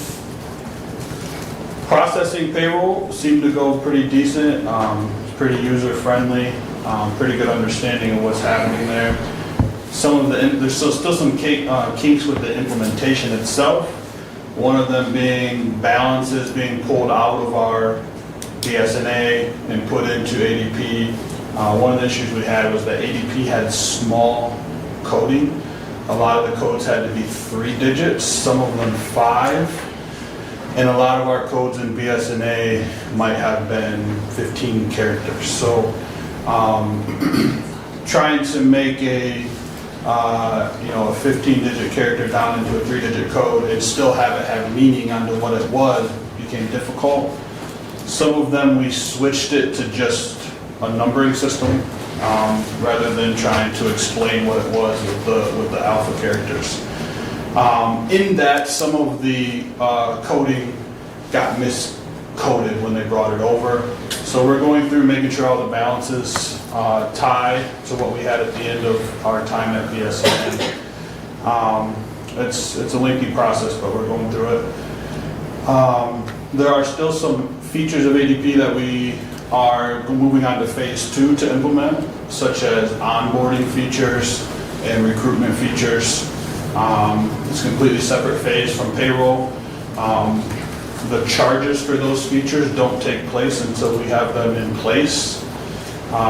So as of right now, we're not getting charged for some of those features that are in our contract until they go live. We've had a couple hiccups, but for the most part, I think people are starting to understand the time card system, and we're working out all the kinks as we go. Hopefully, 1 or 2 more pay periods, those little wrinkles stop popping up, and we smooth sailing. So, More of a comment. Terry reached out to Medical Care reached out to me. I think it was Thursday or Friday. He's had some discussion, I believe, with you as well as with ADP. I haven't talked directly to Terry. Okay. I know he did a call with ADP. Right. I was wrapped up in some other things. I wasn't a part of the call. Well, he would like at some point ADP, you, and whomever else, maybe Brent, but have a meeting and go over it. It sounds like, at least from what he told me on the phone, that there are some ways to integrate the two systems. So they would just as soon stay on the same tax ID, at least for now, which from what he's told me, most of the medical care, county medical cares in the state are on the county tax ID. And I think that makes sense, having some conversations, internally. Yep. I had some questions on the repercussions of them doing their own tax ID, simply one being borrowing money or having a tax, the MCF debt, things like that. I think you'd want to do a lot of research before you went that road. Right. But that being said, there are some perks of ADP that we're not fully implementing because we have to incorporate paying medical care's taxes, and ADP can't file for us because they can't do the combined. So it's something to keep exploring for sure. Right. Yeah. While you're here, auditors done, did some follow-up stuff. The auditors have done their initial thing. They are still in the process of doing our single audit. They just requested some information last week for that, which for reference, a single audit is if we have more than $750,000 of federal expenditures, federally funded expenditures, we have to do a single audit, which is just a deeper dive into those programs done by our auditors. So they're in the middle of that. I'm hoping that we wrap all of that kind of stuff up in the next week or two, and then focus on just getting the financial statements ready for review. That's where we are with it. Thanks, Derek. Any other questions while I'm here? Any other questions for Derek at this time? Okay, thank you. The budget committee did meet on the 1st of May, discussed the van for the sheriff's department, working with Stillwell Ford, Enterprise, and the finance director to get a couple more questions answered, but probably will be bringing a resolution back for the securing of that van for the sheriff's department here in the near future. Thank you, Commissioner. I appreciate you taking that and getting it done quickly. So the sheriff, I'm sure, will be happy to hear that news as well. I know you've been working with him on that, Yeah. so thank you. The opioid committee will be meeting tomorrow morning at 9 a.m. here in this room. I believe we've got a presentation on an ad campaign trying to keep youth from using drugs. Board of Health will not be meeting until the last Thursday of the month, so that's out there a little bit. Wellwise, our new CEO, took over on the 1st of May. She is progressing fairly good. Actually, we contracted with the former CEO for some counseling if need be, and talked to her on Monday, and she was actually, those two were talking, but things are progressing there. The election of new officers will occur at our next meeting, which will be next week, Thursday, and our annual meeting for the agency will occur right after that at 3 o'clock at our facility in Brooklyn. That is all I have at this time.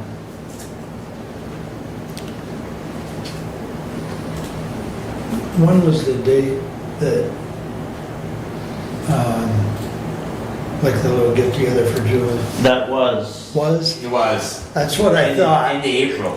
That's what I thought. I got busy in the fields and forgot about it. That was the 25th. Okay, that's, well, if you see her, tell her I'm sorry I missed it. Fee. And we had a full room there in the American One Credit Union conference room. Yeah. Yeah, that's a nice conference room, it's a nice building. All right. Any questions for Brent? Oh, Doug, go ahead. Yes, I do. The 15th, Commissioner, we did have a budget meeting. We talked about the $15,000 for the parks and the dollars for the van amended from a parking lot line item. Is there money available for any repair and maintenance for that parking lot? Well, again, Commissioner, it was a reduction of our contribution to the capital improvement fund. With the purchase of the van, we probably will reduce that contribution, or the acquisition of that van will reduce that contribution to the capital improvement fund as well. We had budgeted for replacing the parking lot at the Sheriff's Department this year.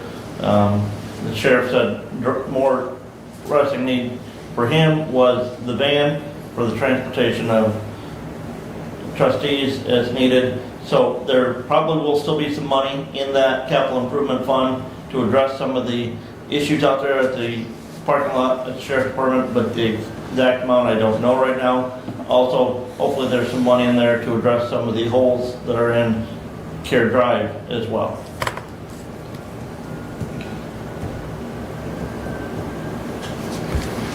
All right. Any other comments for Brett? All right. Doug? Yes, sir. Thank you. My first action item is 25-073, May 13, 2025, to the Honorable Board of Commissioners. We authorize the chairperson of the Hillsdale County Board of Commissioners to sign the lease agreement between County of Hillsdale and Jackson Hillsdale Community Health Board, DBA Lifeways, for the office building located at 25 Care Drive, Hillsdale, Michigan, 49242, for the term of 1 year, commencing May 1, 2025. Respectfully submitted and so moved. Doug Ingles, Chair, Facilities Committee.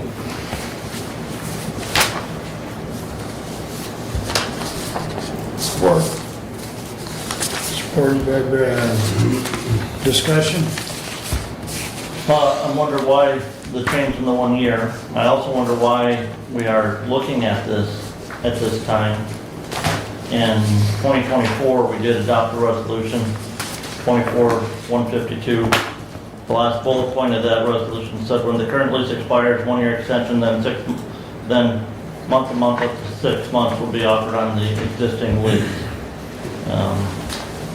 We just did take action to proceed with publishing our intent to issue a bond for a new Lifeways facility. Very possible that there could be signatures gathered to put that issue on a referendum before the citizens of the county. As Lifeways, being an entity created jointly between Hillsdale and Jackson counties, to me it's an agency of the county.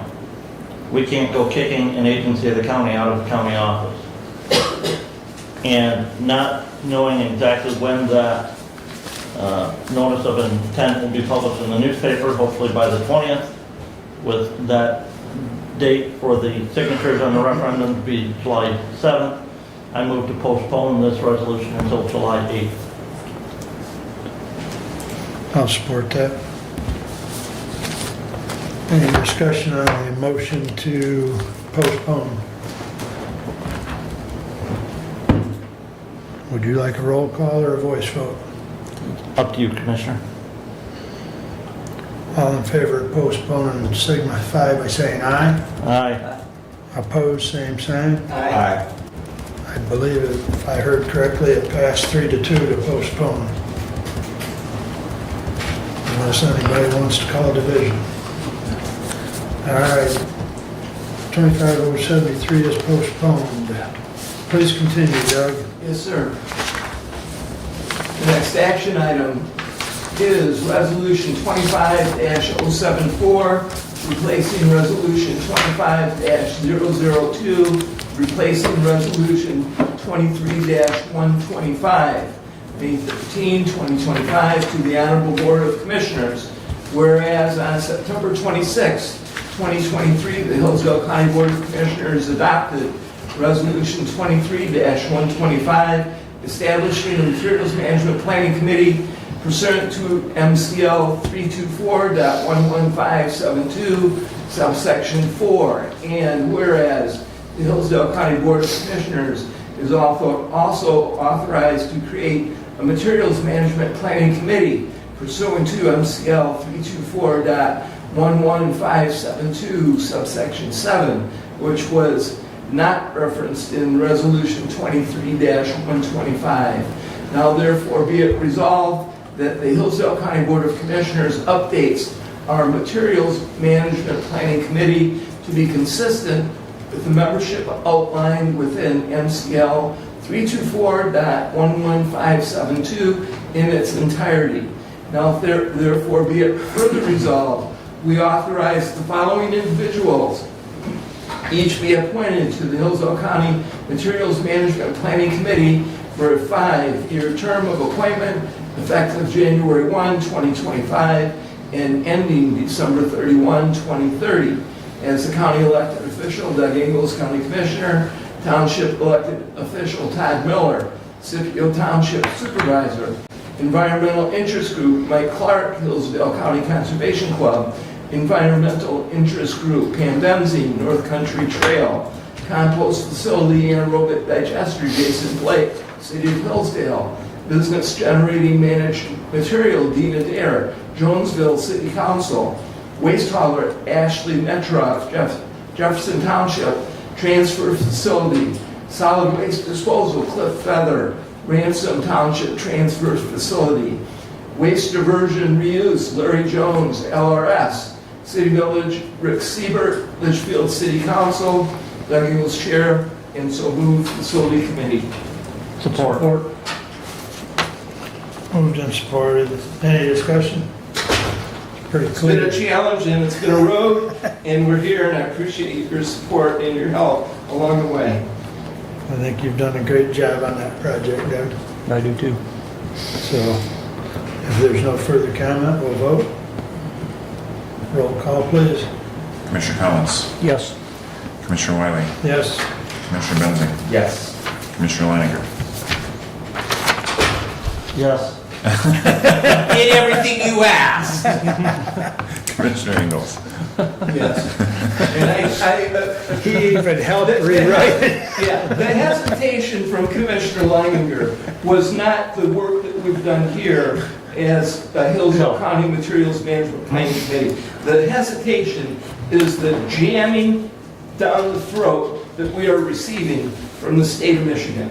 And I appreciate, the work and the effort that it has taken all of us to get there. And again, Commissioner, I appreciate your willingness to change that language and make it acceptable to me in that regard. As you say, it's the whole issue behind it is my concern.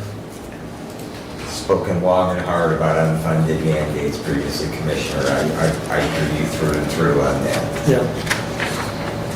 All right. Next. Okay. We do have the Hillsdale County Materials Management Year 1 work plan in front of you. I move to accept the work plan as presented and authorize Chairman Mark Wiley, Board of Commissioners, signature, and authorize Doug Ingles, Chair, Facilities Management, Materials Management Planning Committee, signature. Support. Any discussion on that?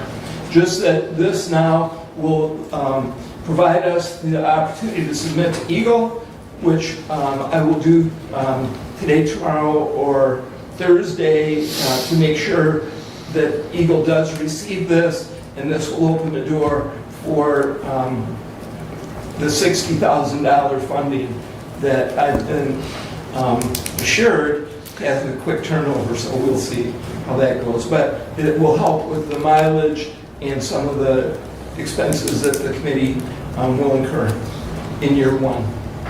And if the money is not spent, it rolls over into year 2. Further comments or discussion on 25075? Hearing none. Roll call. Commissioner Wiley. Yes. Commissioner Benzing. Yes. Commissioner Leininger. Yes. Commissioner Ingles. Yes. Commissioner Collins. Yes. Passes 5-0. Thank you. Please continue. Thank you, Commissioners. that was a big load. And bringing that year one plan in conversations with Eagle that I've had over the last couple of weeks, of the 83 counties, we're in the middle. There's about 40 that are at the stage that we are. There's another 40 that aren't. So this is going to be very helpful, and our committee appreciates the support of the Board of Commissioners as well. Commissioner, I would say that once we do get notice of those funds that become, we will need to create a special revenue fund budget. Yes, and you'll see in the work plan that our senior finance director is listed as the agent.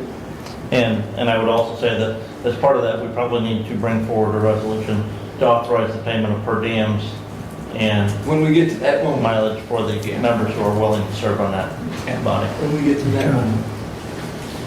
8.4, my next action item, District Court architect work. In your packet, you will see quotes from WT Architects, Woodard Associates Architects, and Expressive Architecture.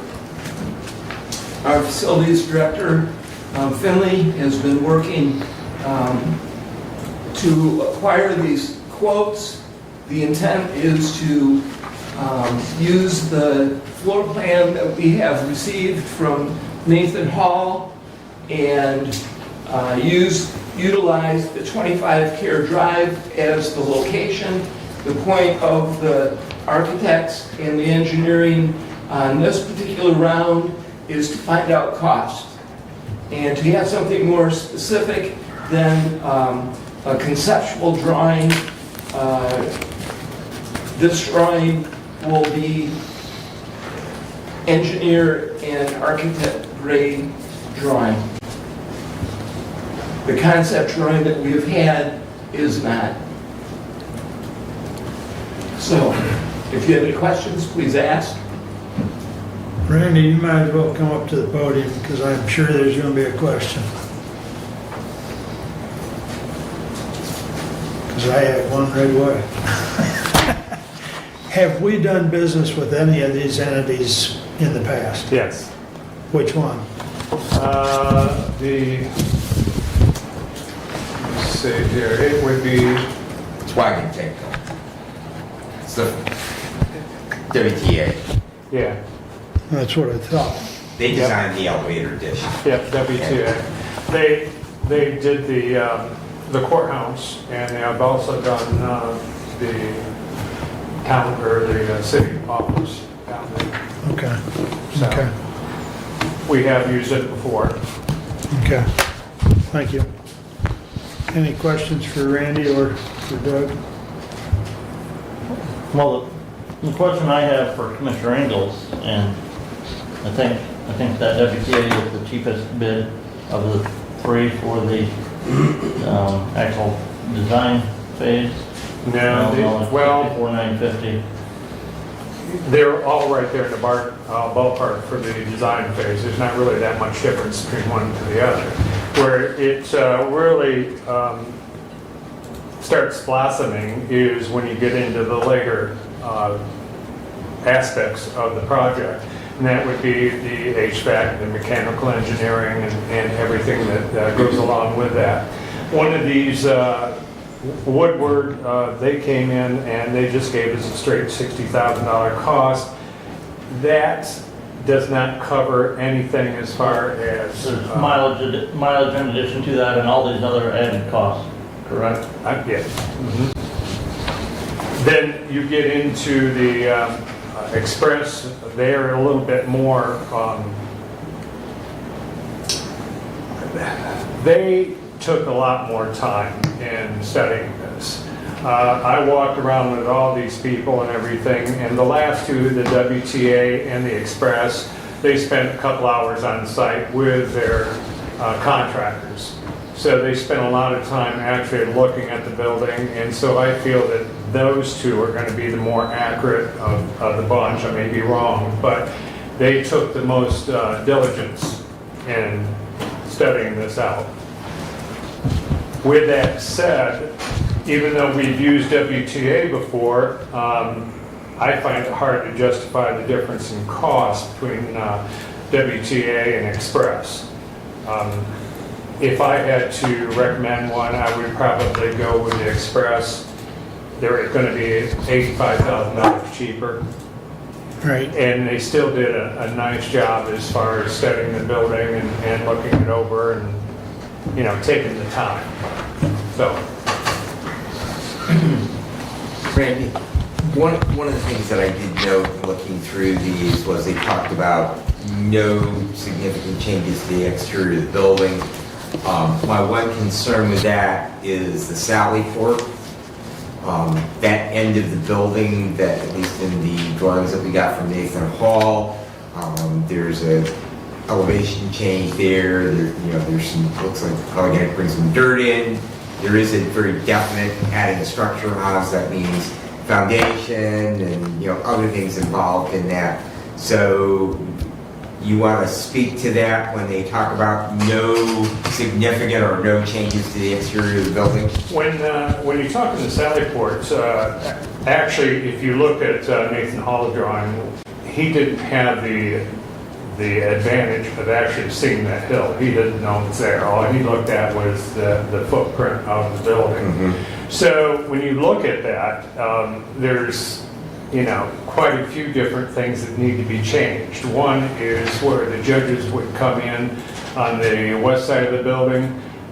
Holy cow, we'd have to, build a ramp and everything else up there for that. So it doesn't make sense. You bring them on the other side and on the east side, and you come right into their offices. So there is a lot of wiggle room that we need to do. Okay, like I say.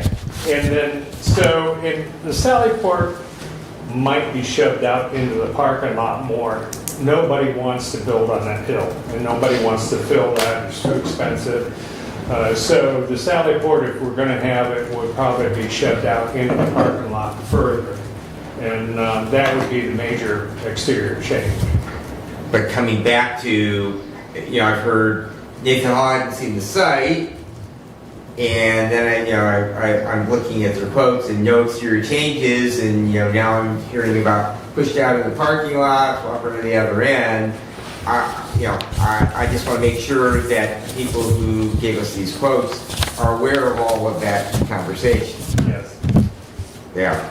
Yes. And it still reflects no significant exterior changes to the building in the quotes. No, there's no. Okay. Now, I'll qualify that just a little bit. One of them, I believe WTA, they want to raise the roof of the building up a few feet because they plan on putting the HVAC in the attic area, number one. And number two, they wanted the more headroom for the courtrooms. That is a sizable difference right there, and you're seeing that in their costs of their quote, because that's kind of what they're figuring is doing a major, not a roof, but just a raising of the roof. So it will affect the looks of the building, absolutely. The other one, Express, they still are talking about putting the HVAC equipment in the attic. The reason that we're talking that way is because we can't really do anything downstairs. We have tenants downstairs, and we can't open everything up downstairs to put in HVAC and that sort of thing, the power. You would have to relocate Michigan Works for a considerable amount of time, and that really isn't looking at that as an option. So that is also part of the reason why you're seeing the increased costs is because of having to do all the mechanical engineering for that HVAC going in the attic. So it's still cheaper than moving Michigan Works. And so the accommodations, these architects, and then moving on to when the actual builders and construction becomes part of that project, is very aware of the tenants downstairs and the continuity. And they did walk around and look at the hill. Yes. And they're aware of some of the details in Nathan Hall's concept drawing that needs to be adapted. So I believe there was a dollar figure attached to the resolution that authorized you to reach out to. 30,000. Correct. So, No, that, Commissioner, that there was no dollar figure in the resolution that was approved. It was just to seek RFPs. There was no dollar figure approved in that. I think we bandied about a dollar I think figure. it's not to exceed. No, Yeah, I that don't. got turned down, yeah. Oh, that, It was- okay, okay. But I guess where I was going is even at the one that's roughly 115,000, which is expressed, where are we getting the money? How much we got in the bank? We sold the building. Gotta find a place to put our court. Commissioner, we have 300 in the first question, we have $343,830.73 in the account from the sale of the annex building. And like Commissioner Wiley, my question is we have disagreement on this board regarding Lifeways and the building for Lifeways, and there's concern among the citizens as to paying for that building. I can justify issuing the bonds for that building, or proceeding with issuing the bonds, because of the payment that we're going to receive from Lifeways for that bond repayment.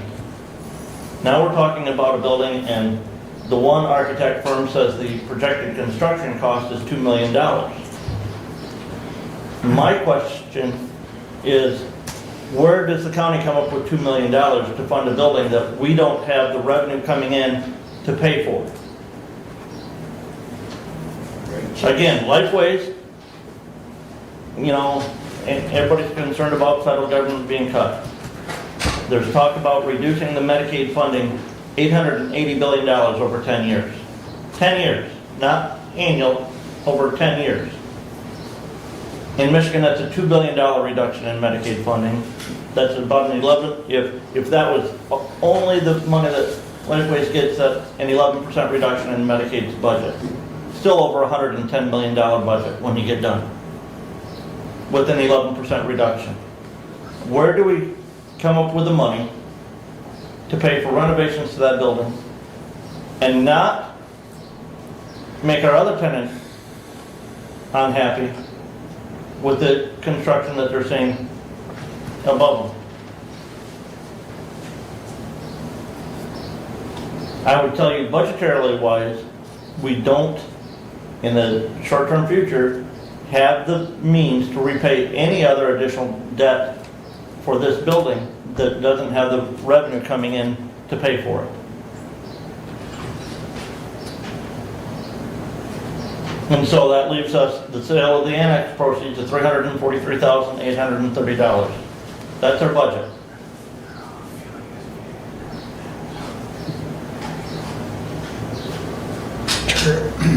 Go ahead. And my comment, Commissioner, is where was that question before we sold the building? We had a building, we sold it. So we can't hold district court at the Hunt Club. I mean, they have really nice tables, food service is pretty good, but we can't have district court in a restaurant. So we have to have a place to put our district court. We know we cannot put it in our existing facilities. That is just not possible. And that doesn't even begin to answer all the myriad other questions that we have about addressing court security and other things.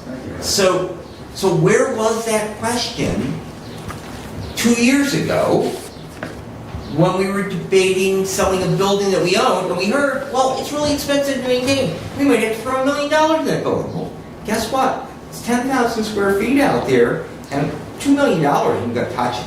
It's going to be $350 a square foot. There's no way around that. By the time we get all done and furnish it, it's going to be $3.5 million.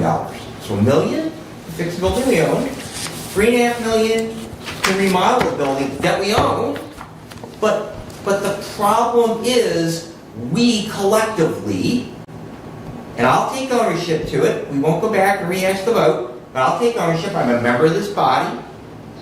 4 of the 5 of us were members of this body when that decision was made. That was the collective decision of the Hillsdale County Board of Commissioners. So now we have to solve the problem of we sold the home for our district court. So the answer to your question is just that.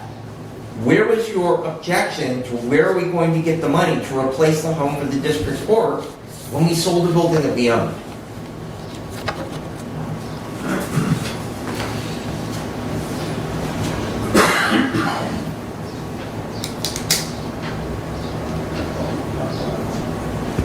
Comments?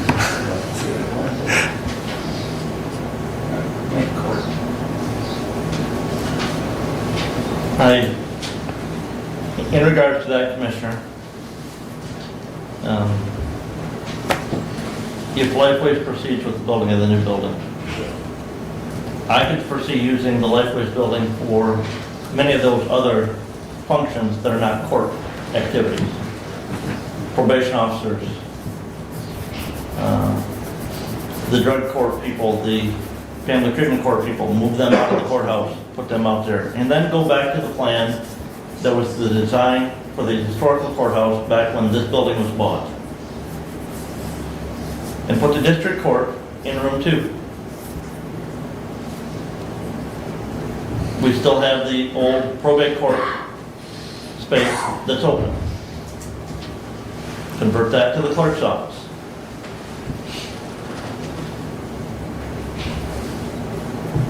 And the district court judge and staff move into the clerk's office.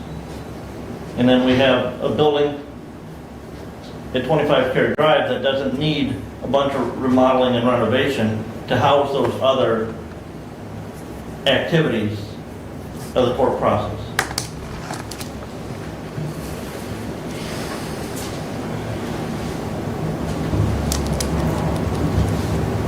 And my rebuttal to that is that we have been told over and over and again, we cannot put 3 courts into that building. It just won't work. And it doesn't even begin to address the security concerns that we hear over and over and over again. We had Nathan Hall here, and he showed us a $15 million option to put 3 courts in that building, and he showed us a $30 million option to put 3 courts in that building.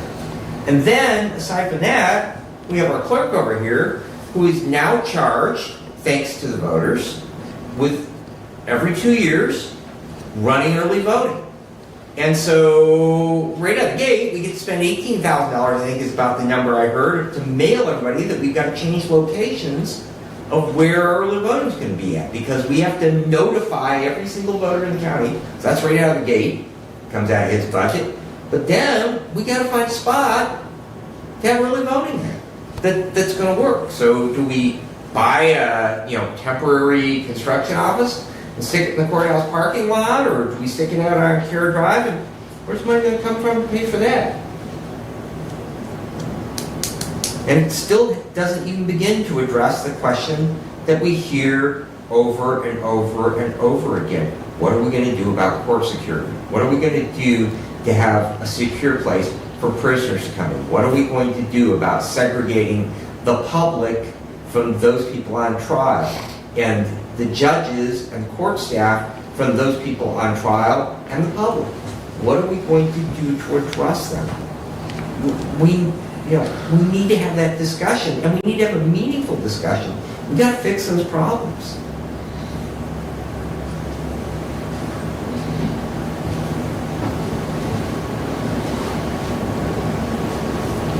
Part of the reason the facilities committee, please correct me if I'm wrong, Doug, but we wanted the drawings or architect so that we could get this discussion going as to the direction.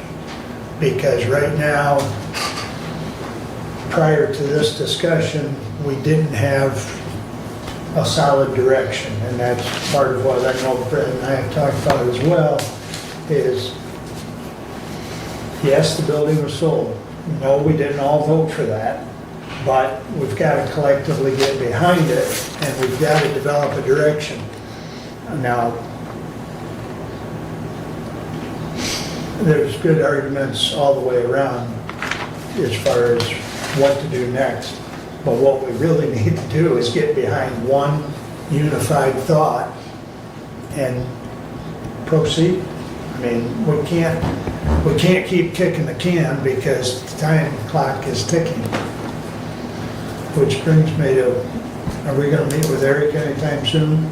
I've not heard. Okay, that's fine. But, you know, we may have to talk about some more time for that, but, so that's really where we're at, gentlemen, is trying to decide on a focus, and part of that focus is how do we pay for it, you know? And that's probably the bigger question in the room. Go ahead, Randy. Architects are getting nervous because we have shoved this back so far that they've got their summer they're lining up, and we're kind of a stick in the mud for them. So they're waiting on us to make a decision. With that said, what we're after is just exactly what you said. I need a direction. These here is what it's going to cost to go that direction out there. If we're going to head another direction, then, you know, so be it. But as you said, the time is, the clock is ticking, and I need to know. Randy, how long would it take for them to draw the plans up? Probably 2 months, at least. Okay. So we've already agreed that we're going to lease Lifeways that building until October of 2026. 1 year and 6 months. 1 year, 5 months now. No. 1 year and 6 months. From then? It's 1 year and 5 months from now. That's correct, yes. Yes. All right. So why are they so anxious about just drawing plans when we, even if we go that route, we're at least 17 months from meeting? Well, there's a couple of reasons. One reason is to find out the cost of the project. That's what we can determine with these particular drawings. When we know the cost of the project, then the budget committee will have something firm that they need to work towards if that's the desire of the Board of Commissioners. So having the proper time, which we're past, we're there, to know how to get to the answer of the question you're asking. If we delay and wait, that shortens the time that the planning through the budget committee truly can happen. I don't think we want to wait. It's the pleasure of the body. I can create a motion. We don't have the resolution for the number we can approve a signature with resolution to follow. That's not difficult to do. If we decide to do nothing, then we haven't budged on, are we going 3 courts over there? Are we doing a court and everything over there? I can tell you that in my conversations, in the 4 years that I've been working on this through Nathan Hall, we've gotten, I think it's 5 drawings now that are concepts. We've had multiple discussions with Chief Judge Listing. I've had multiple discussions with District Court, who is the judge that we're essentially displacing.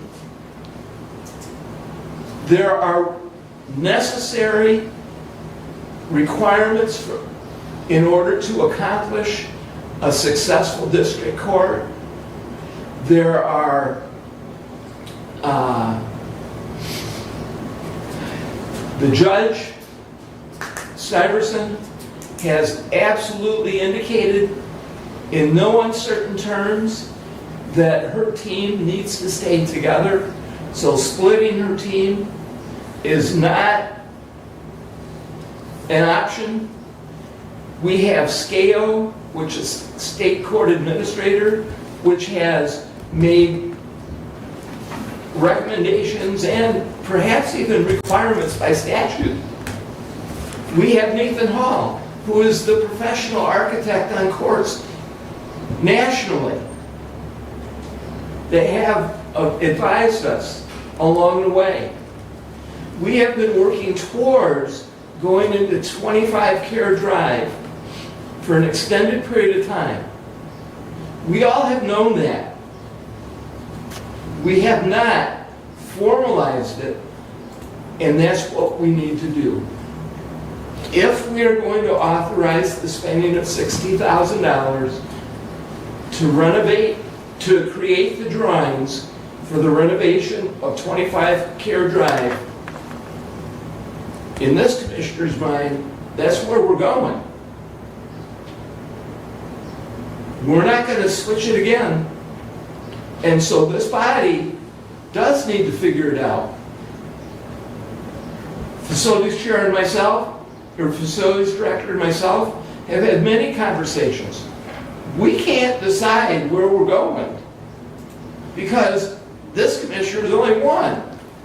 We have not had this conversation. As Commissioner Wiley mentions, that's one of the reasons to bring it now. Commissioners, do you want to fight the battle that you're going to have and maybe a lawsuit that goes with it? To put 3 courts in one building that we've been told it won't fit? Or are we going to move forward in a location that we know will accommodate the courts, which has been the goal, my goal from the beginning? That would be my question, Commissioner.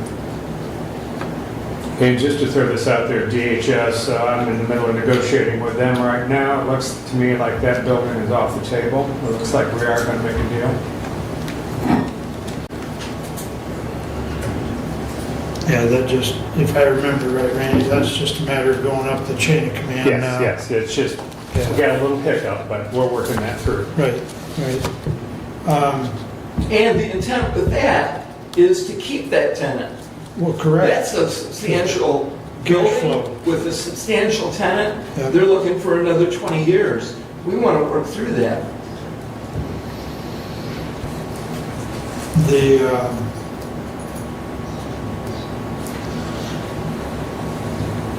Just for clarity, Randy, from the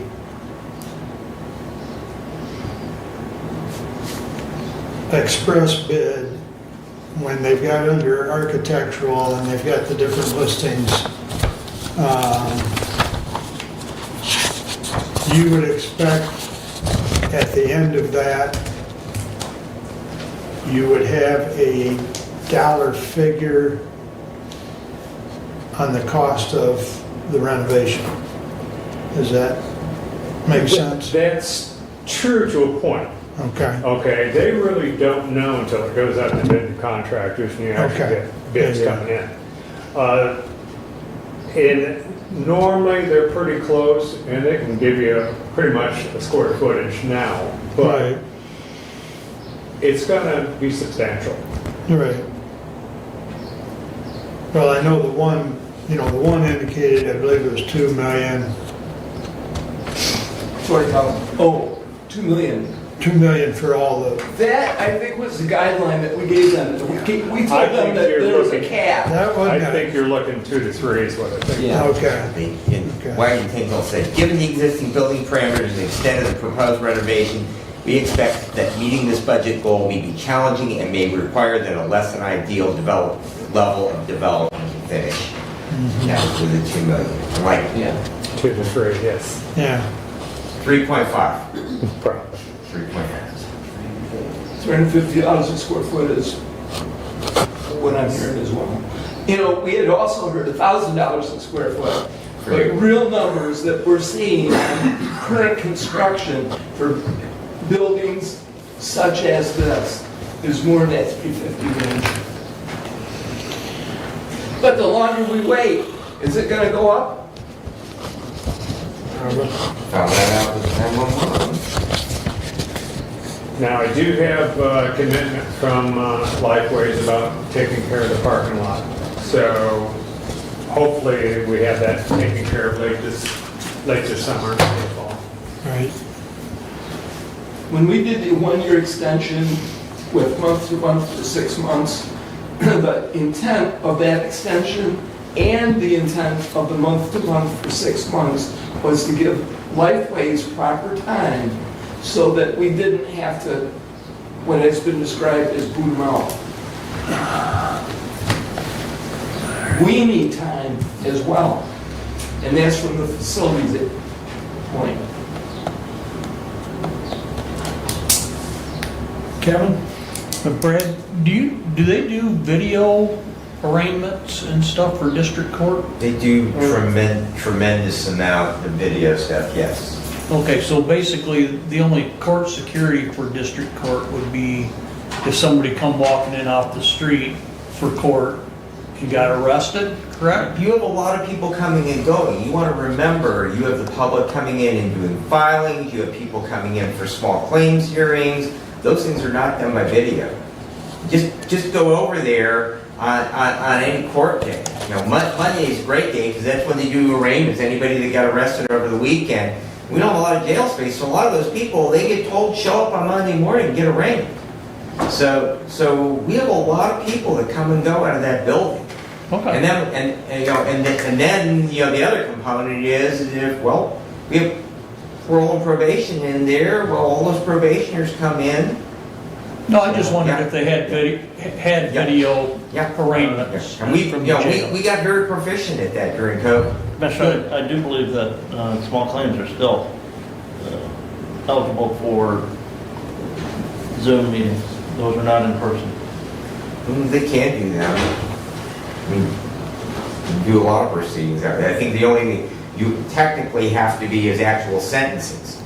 You know, but the reality is that you've got that is the people's court. So you have a lot of civil actions that move through that court every day, landlord tenant stuff, small claims, and that's the general public. That's somebody's legal secretary walking those papers over there.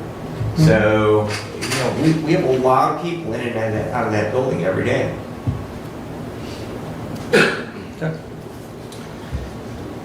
So what I'm down to is these 3 bids. They're not going to hold on much longer, so we need a direction. What we're going to do. If we're not going to do it, that's fine, but I need to know.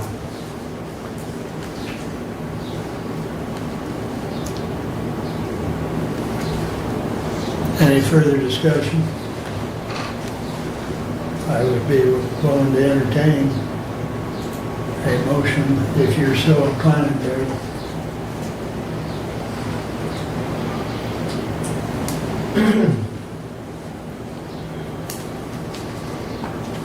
I move to accept the quote of $67,120 from Expressive Architecture and to authorize the signature of chairman on the quote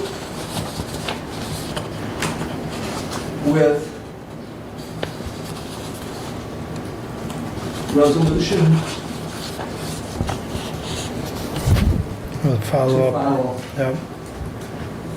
Support. Now, my question would be,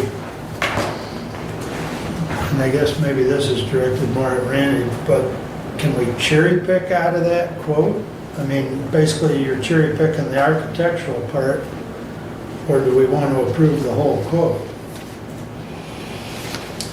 You probably want to approve the whole court because the cherry picking part is when they need architect in there, or not an architect, but they need engineers in there because quite frankly, all the electrical's got to be changed out. You know, there's a lot to it other than just the drawing. So when you're buying the package, you're buying the whole package basically. That's kind of where I'm at. You follow what I'm saying, Doug? So would really be, your motion would have to be to accept Express's 15, or 115. 970. Yep. Yeah.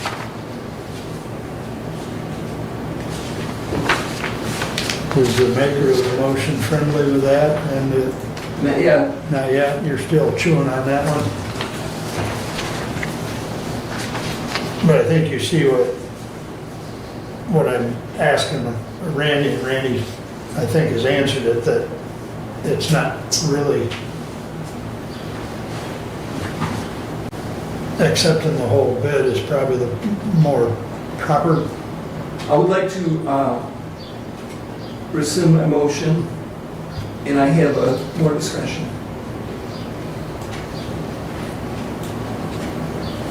Is that Robert's rules? You would, Commissioner, you would need to move to withdraw your motion. I move to withdraw my motion. Now, you, Just let me continue. I'm sorry. Go ahead. I move to withdraw my motion. Is the supporter favorable? Okay, it's withdrawn. Do we need to vote? No. You don't have to. you don't Okay, have so to my vote. question is, on WTA, we saw 3 levels of pricing. On Expressive, we see 2 levels of pricing. On Expressive, is there another level of pricing? I see interior design is $10,000. I see, so decline, add service 1. Electrical engineering, decline, except service 2.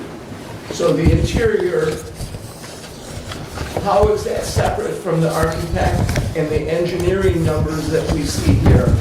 Optional interior design is $10,000. Optional electrical engineering design to incorporate a standby generator is $4,025. If we're doing the package, are we including the optional services? Because they will be add-ons in the future, likely.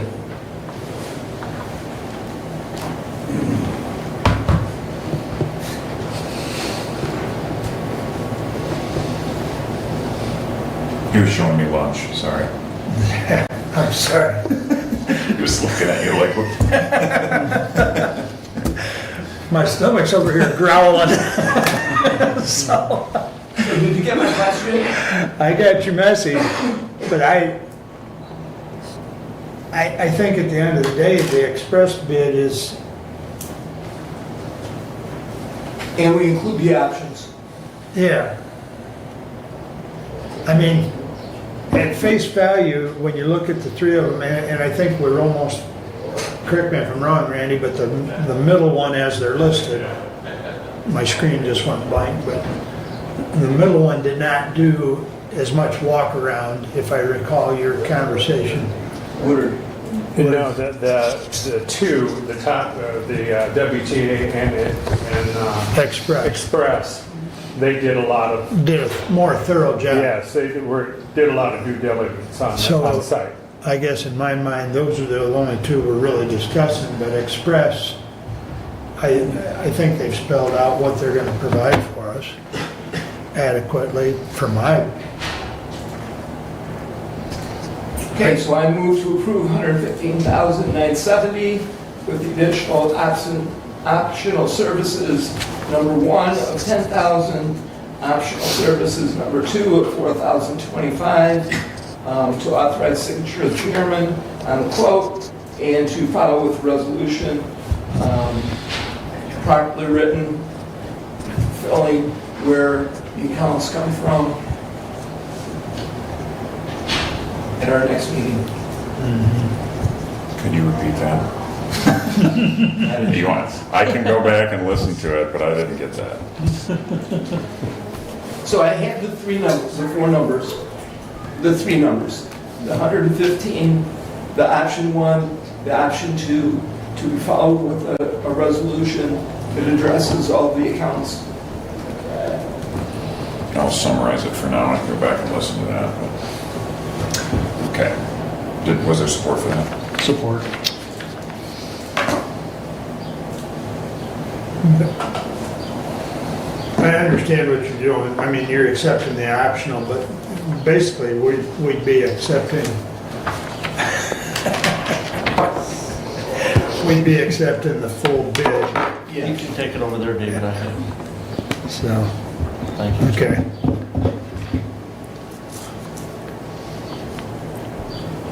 All right. Is there any discussion on the motion at hand? Commissioners, I think you know where I stand on it. I have a hard time saying we're gonna spend up to 115,000 when we don't have a plan to pay for the final build-up. And to me, we're the dog chasing its tail because coming up with the money to pay for any renovation is not there in the current budget. Now, we could cut the full-time emergency manager position that we just added. That would help. We could cut our contribution to MSU Extension. That would probably provide the money to pay for it on a 20-year note, in addition with the emergency manager position.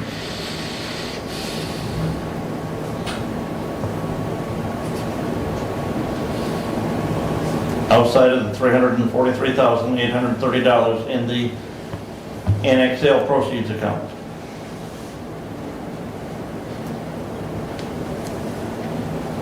The increase we're going to see in property tax revenue is going to go and be paid out to the increase that we're more than likely going to see in our contract with the sheriff's command staff and deputies union. Plus the increases we're going to see in our step up on the wage schedule that we have adopted. Will I spend $115,000 to draw a great plan that we're not going to have the money to fulfill?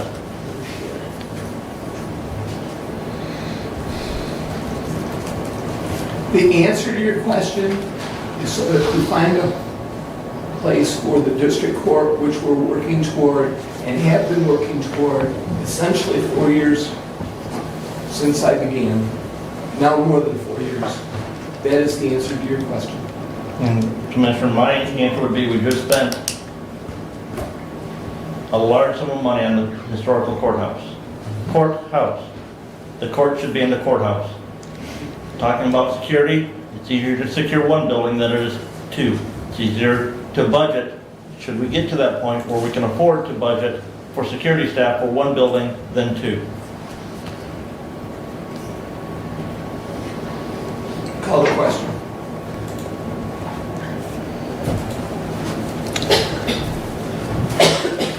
Call the question's non-debatable, but I believe it needs to be voted on too. Well, there's an informal call to question and then there's the formal. I'm willing to vote. What's that? You ready to vote? You know where I stand. If you're doing an informal call to question, we don't have to vote on it, we'll just vote on the motion at hand. I want to vote on motion at hand. Roll call.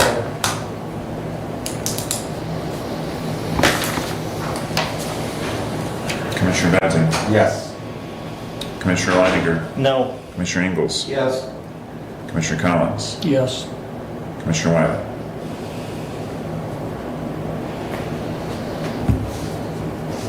Yes.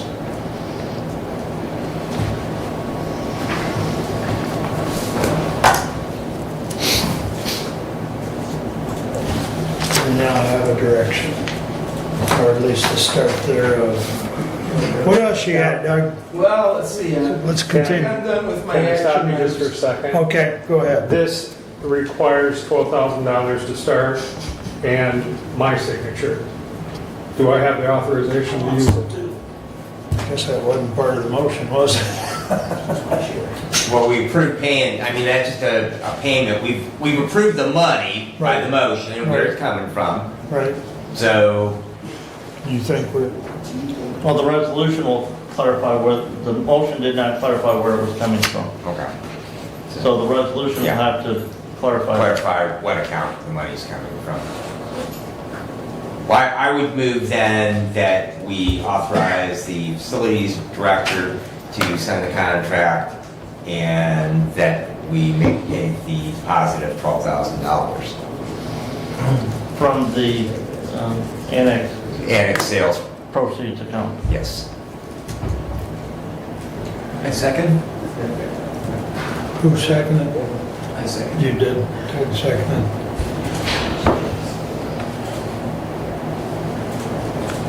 Discussion on that? I'll just do a voice. All in favor signify by saying aye. Aye. Opposed, same sign. Did you say yes or no? I said yes. Okay, Thank you, Commissioner. thank you. I was waiting for a no, that's why. All right, thank you. All right, please continue, Doug. Okay, so a variety of meetings and so on, road, I guess the significant out of the road commission is the stump drain. The project will be done in 2 phases, road work on M99 in July, replacing 2 culverts. M99 will be completely closed, potentially July through November. The detour route will be established, and those as well will become county drains.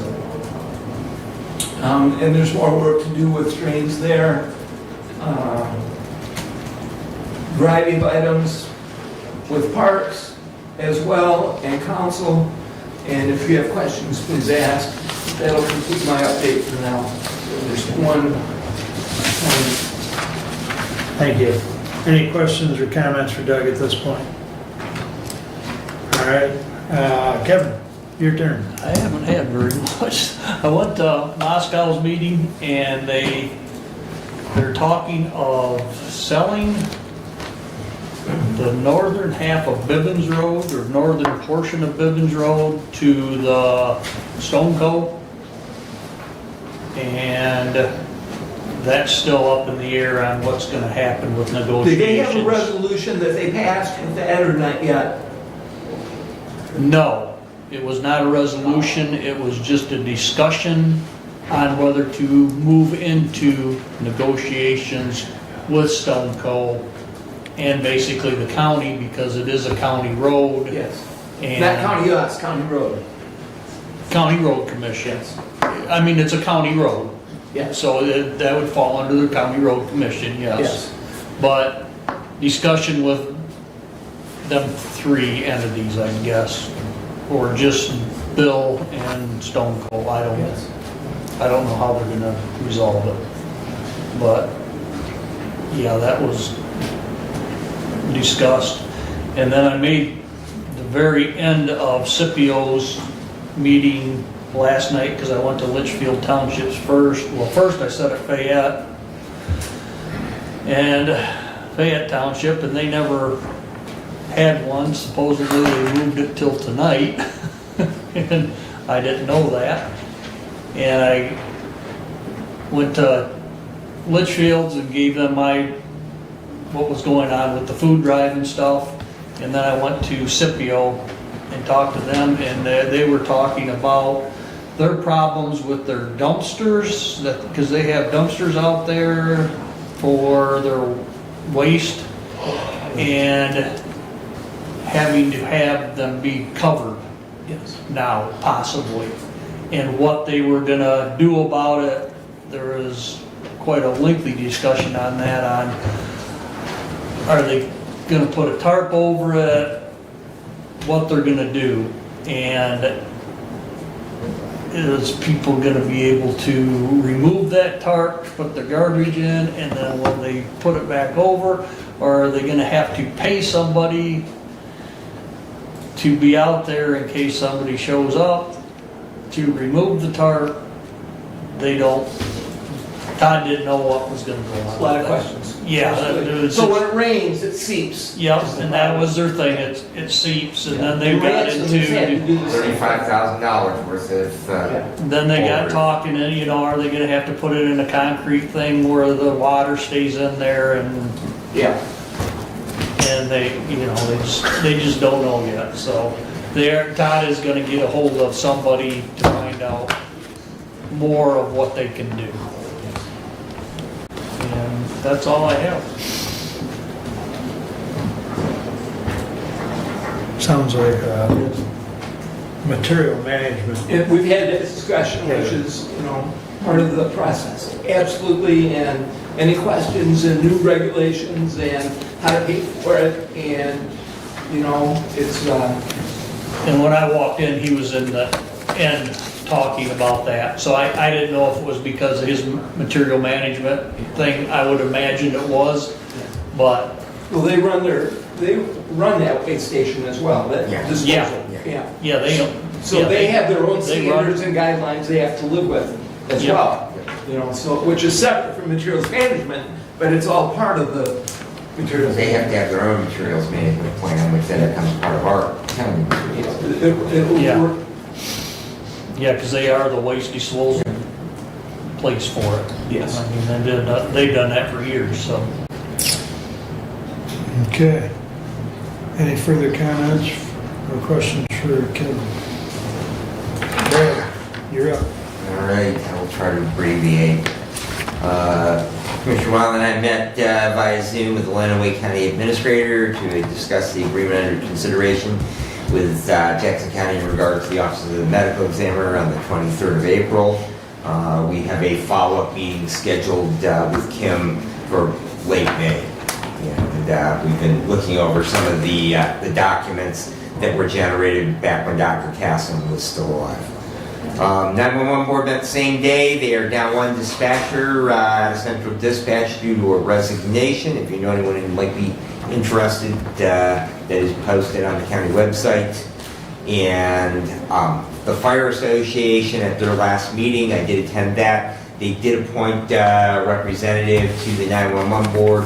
However, last I checked with Clerk Kane, correct me if I'm incorrect on that, but we have not received notification from the Fire Association yet on that individual. So once we have a formal nomination from the Fire Association, then we will have a resolution. Until that time, that position, because they expired at the end of April, will remain vacant.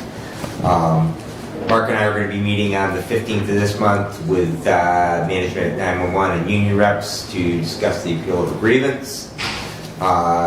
We met with all three judges on May the 2nd. Discussion included representation at monthly department head meetings.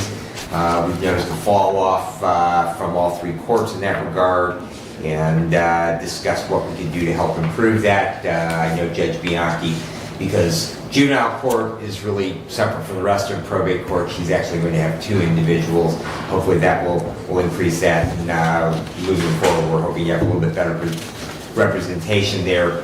We also agreed with the new location of district court as we move forward with that, and other matters that management personnel and the judges will continue to meet quarterly. So we will get together once a quarter to share information on that.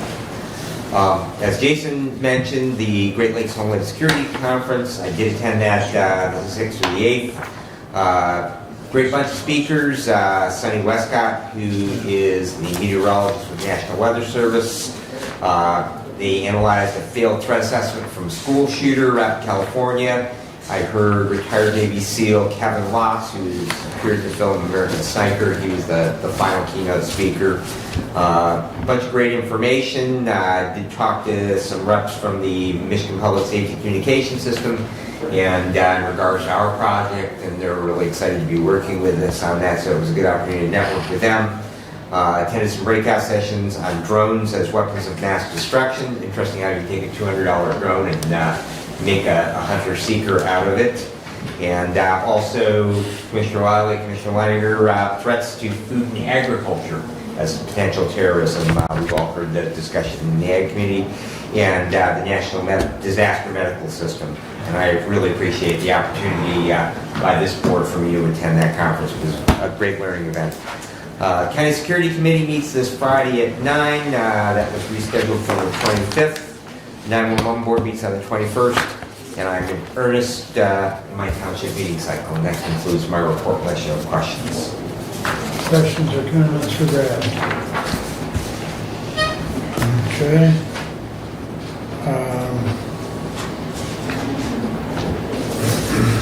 Yeah, I believe you did mention the union grievance on the 15th, Yep. correct? Yep. And I did get confirmation from, and I think I sent that out, but Scott Blackwell and Dave Thomas did confirm that, and so did Gary, so.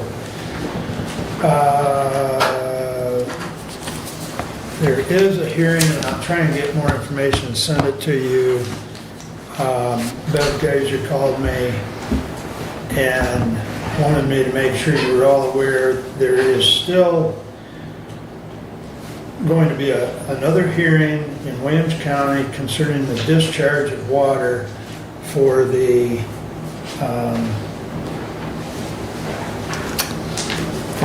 defunct fish farm? Fish farm, but I guess, Well, I'm not real- probably because the application was submitted, right. the Ohio applica- EPA still has to continue the Process. and have the hearing to close out the. Correct.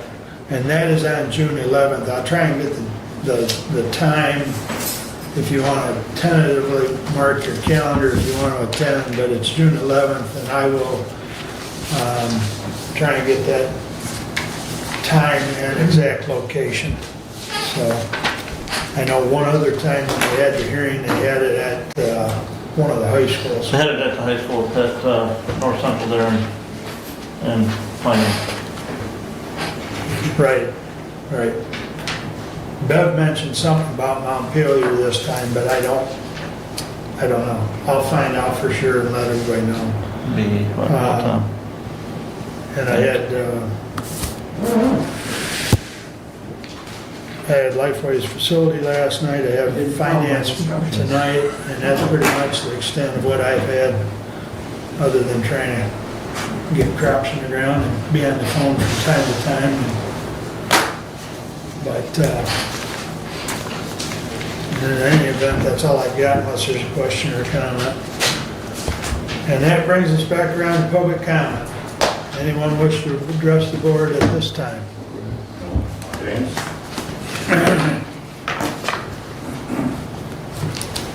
Name again, please. James Edward Thomas, 2200 Bar Street. Thank you, James.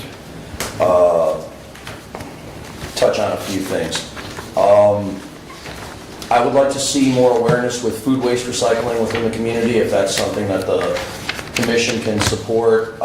It's a really great way to supplement agricultural feed if you have livestock, and it's a really great way to reduce overall waste. I know that, the time cost into it and the logistics of it can be problematic, but we have a very little farm over on Bar Street, and we've been able to partner with 3 or 4 local businesses to absorb their food waste, and it's been pretty cool. It's a great little system, and it's very sustainable. Buzzword. I wanted to compliment Commissioner Engels and Commissioner Benzig on vote. Thank you. Good job today. And I've been looking a lot into property taxes. I've been kind of getting interested in that because of an issue that came up with a fellow resident of township. And correct me if I'm wrong, because I'm just looking into it, but basically what we need to do to beef up our inflow to basically afford the things we need to afford that you guys just talked about for a while, which I was completely ignorant to, is we need to bring in new buyers. Because me or actually probably most of us in the room, honestly, once you own your property for a long enough time, you can't raise the tax bracket fast enough to catch up with the value of it. And the only way you can reset the value of the property to retax it at the appropriate market value is for the property to actually change hands outside of the family of the original owners. And so I'm kind of looking at that, and I walk the city a lot. I look around. I walk the trail a good bit, not a lot, but maybe 3-4 times a month, and maybe maybe a bond for parks. Maybe a bond for blight and litter, maybe ordinances for litter and vagrancy. We need to attract, I grew up in northwestern Oakland County. we need to attract people who don't want to pay Heartland property taxes anymore. They don't want to pay Milford property taxes anymore, but they do want to bring their wealth into this community. They do want to improve the properties, and they do want to basically pay more taxes than most of us established citizens are going to do, given the property tax structure as I understand it. And I just think that, you know, supporting parks and all that other stuff to bring the young people back, really, or to make the young people want to invest is really a good idea for the future of our community. Thank you. Thank you, James. Anyone else wish to address the board at this hour? No.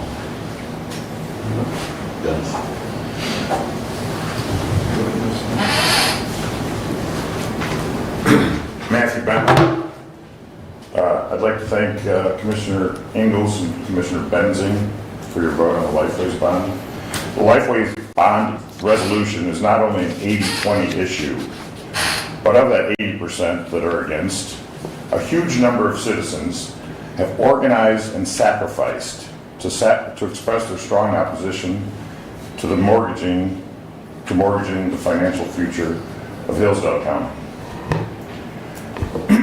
The disconnect between this board doing the bidding of a $125 million NGO while holding the people in contempt can only be understood as corruption.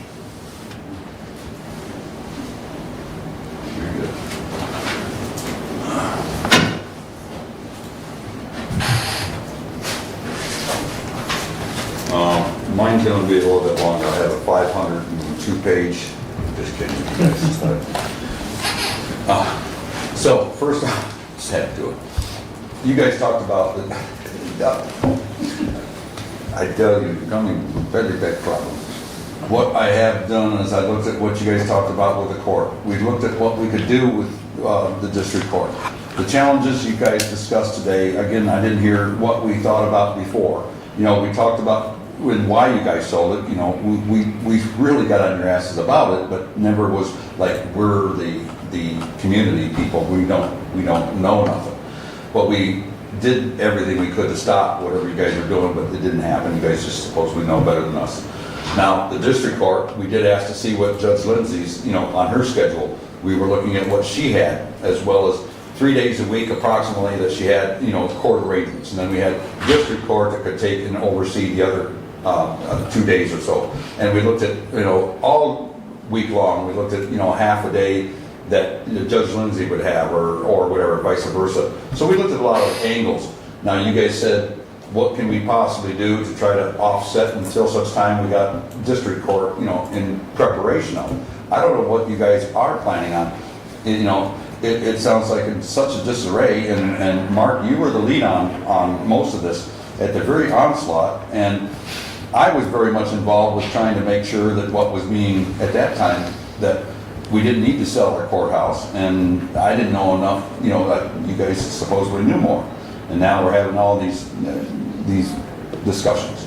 I guess the other, I kind of wanted to make a point that, and maybe it's not a good enough point, but, you know, is what I'm looking at is, under what I found with the sheriff, that somewhat has, how do I say this, has become somewhat of a safety risk.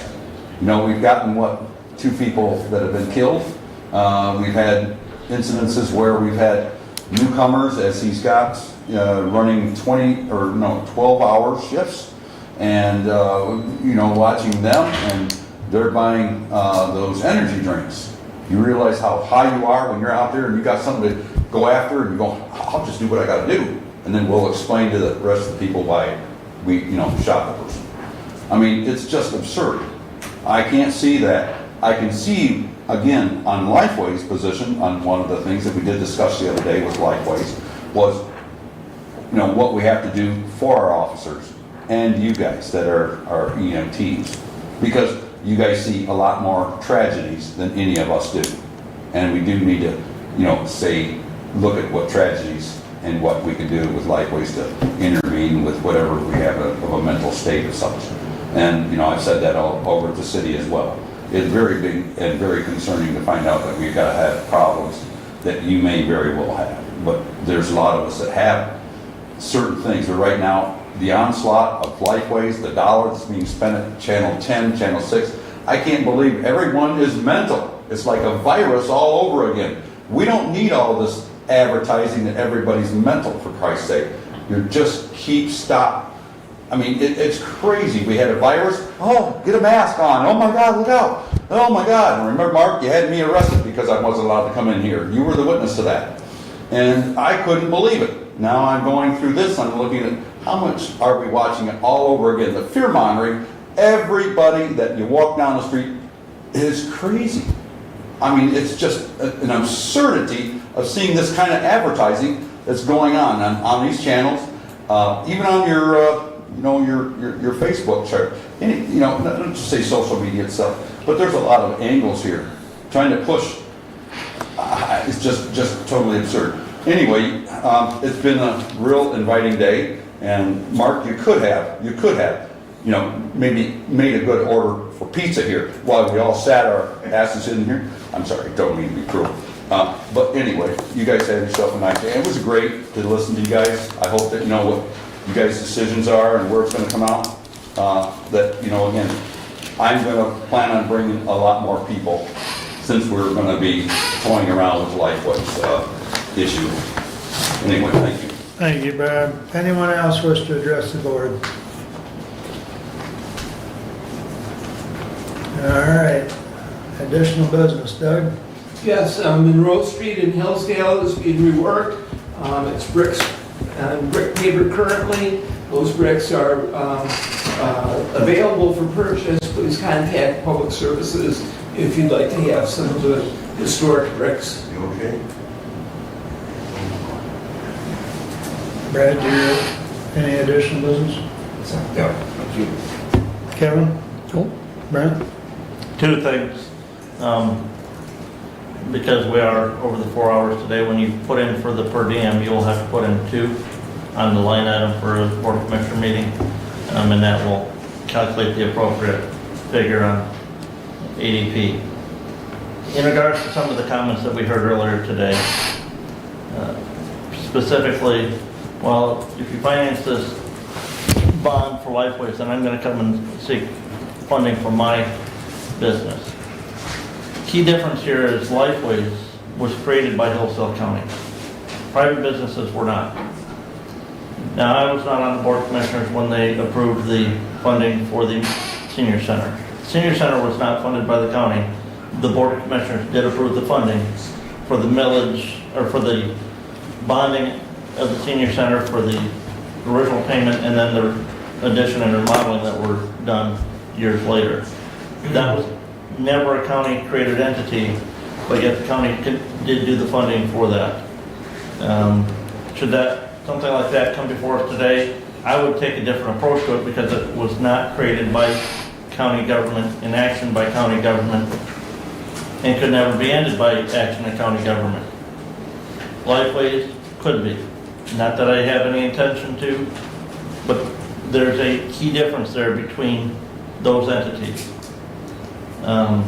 We also heard an individual indicate that they had a friend spend 3 days in an emergency room waiting to be accepted to a treatment facility. One of the plans for Lifeways for this new building is to have, I believe, 8 short-term beds where they can house individuals while they wait for longer-term treatment.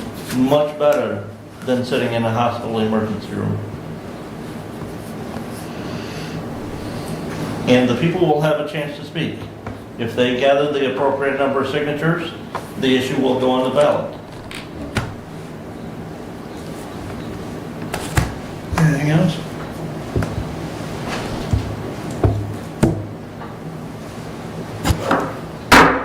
We are concluded for today. Thank you.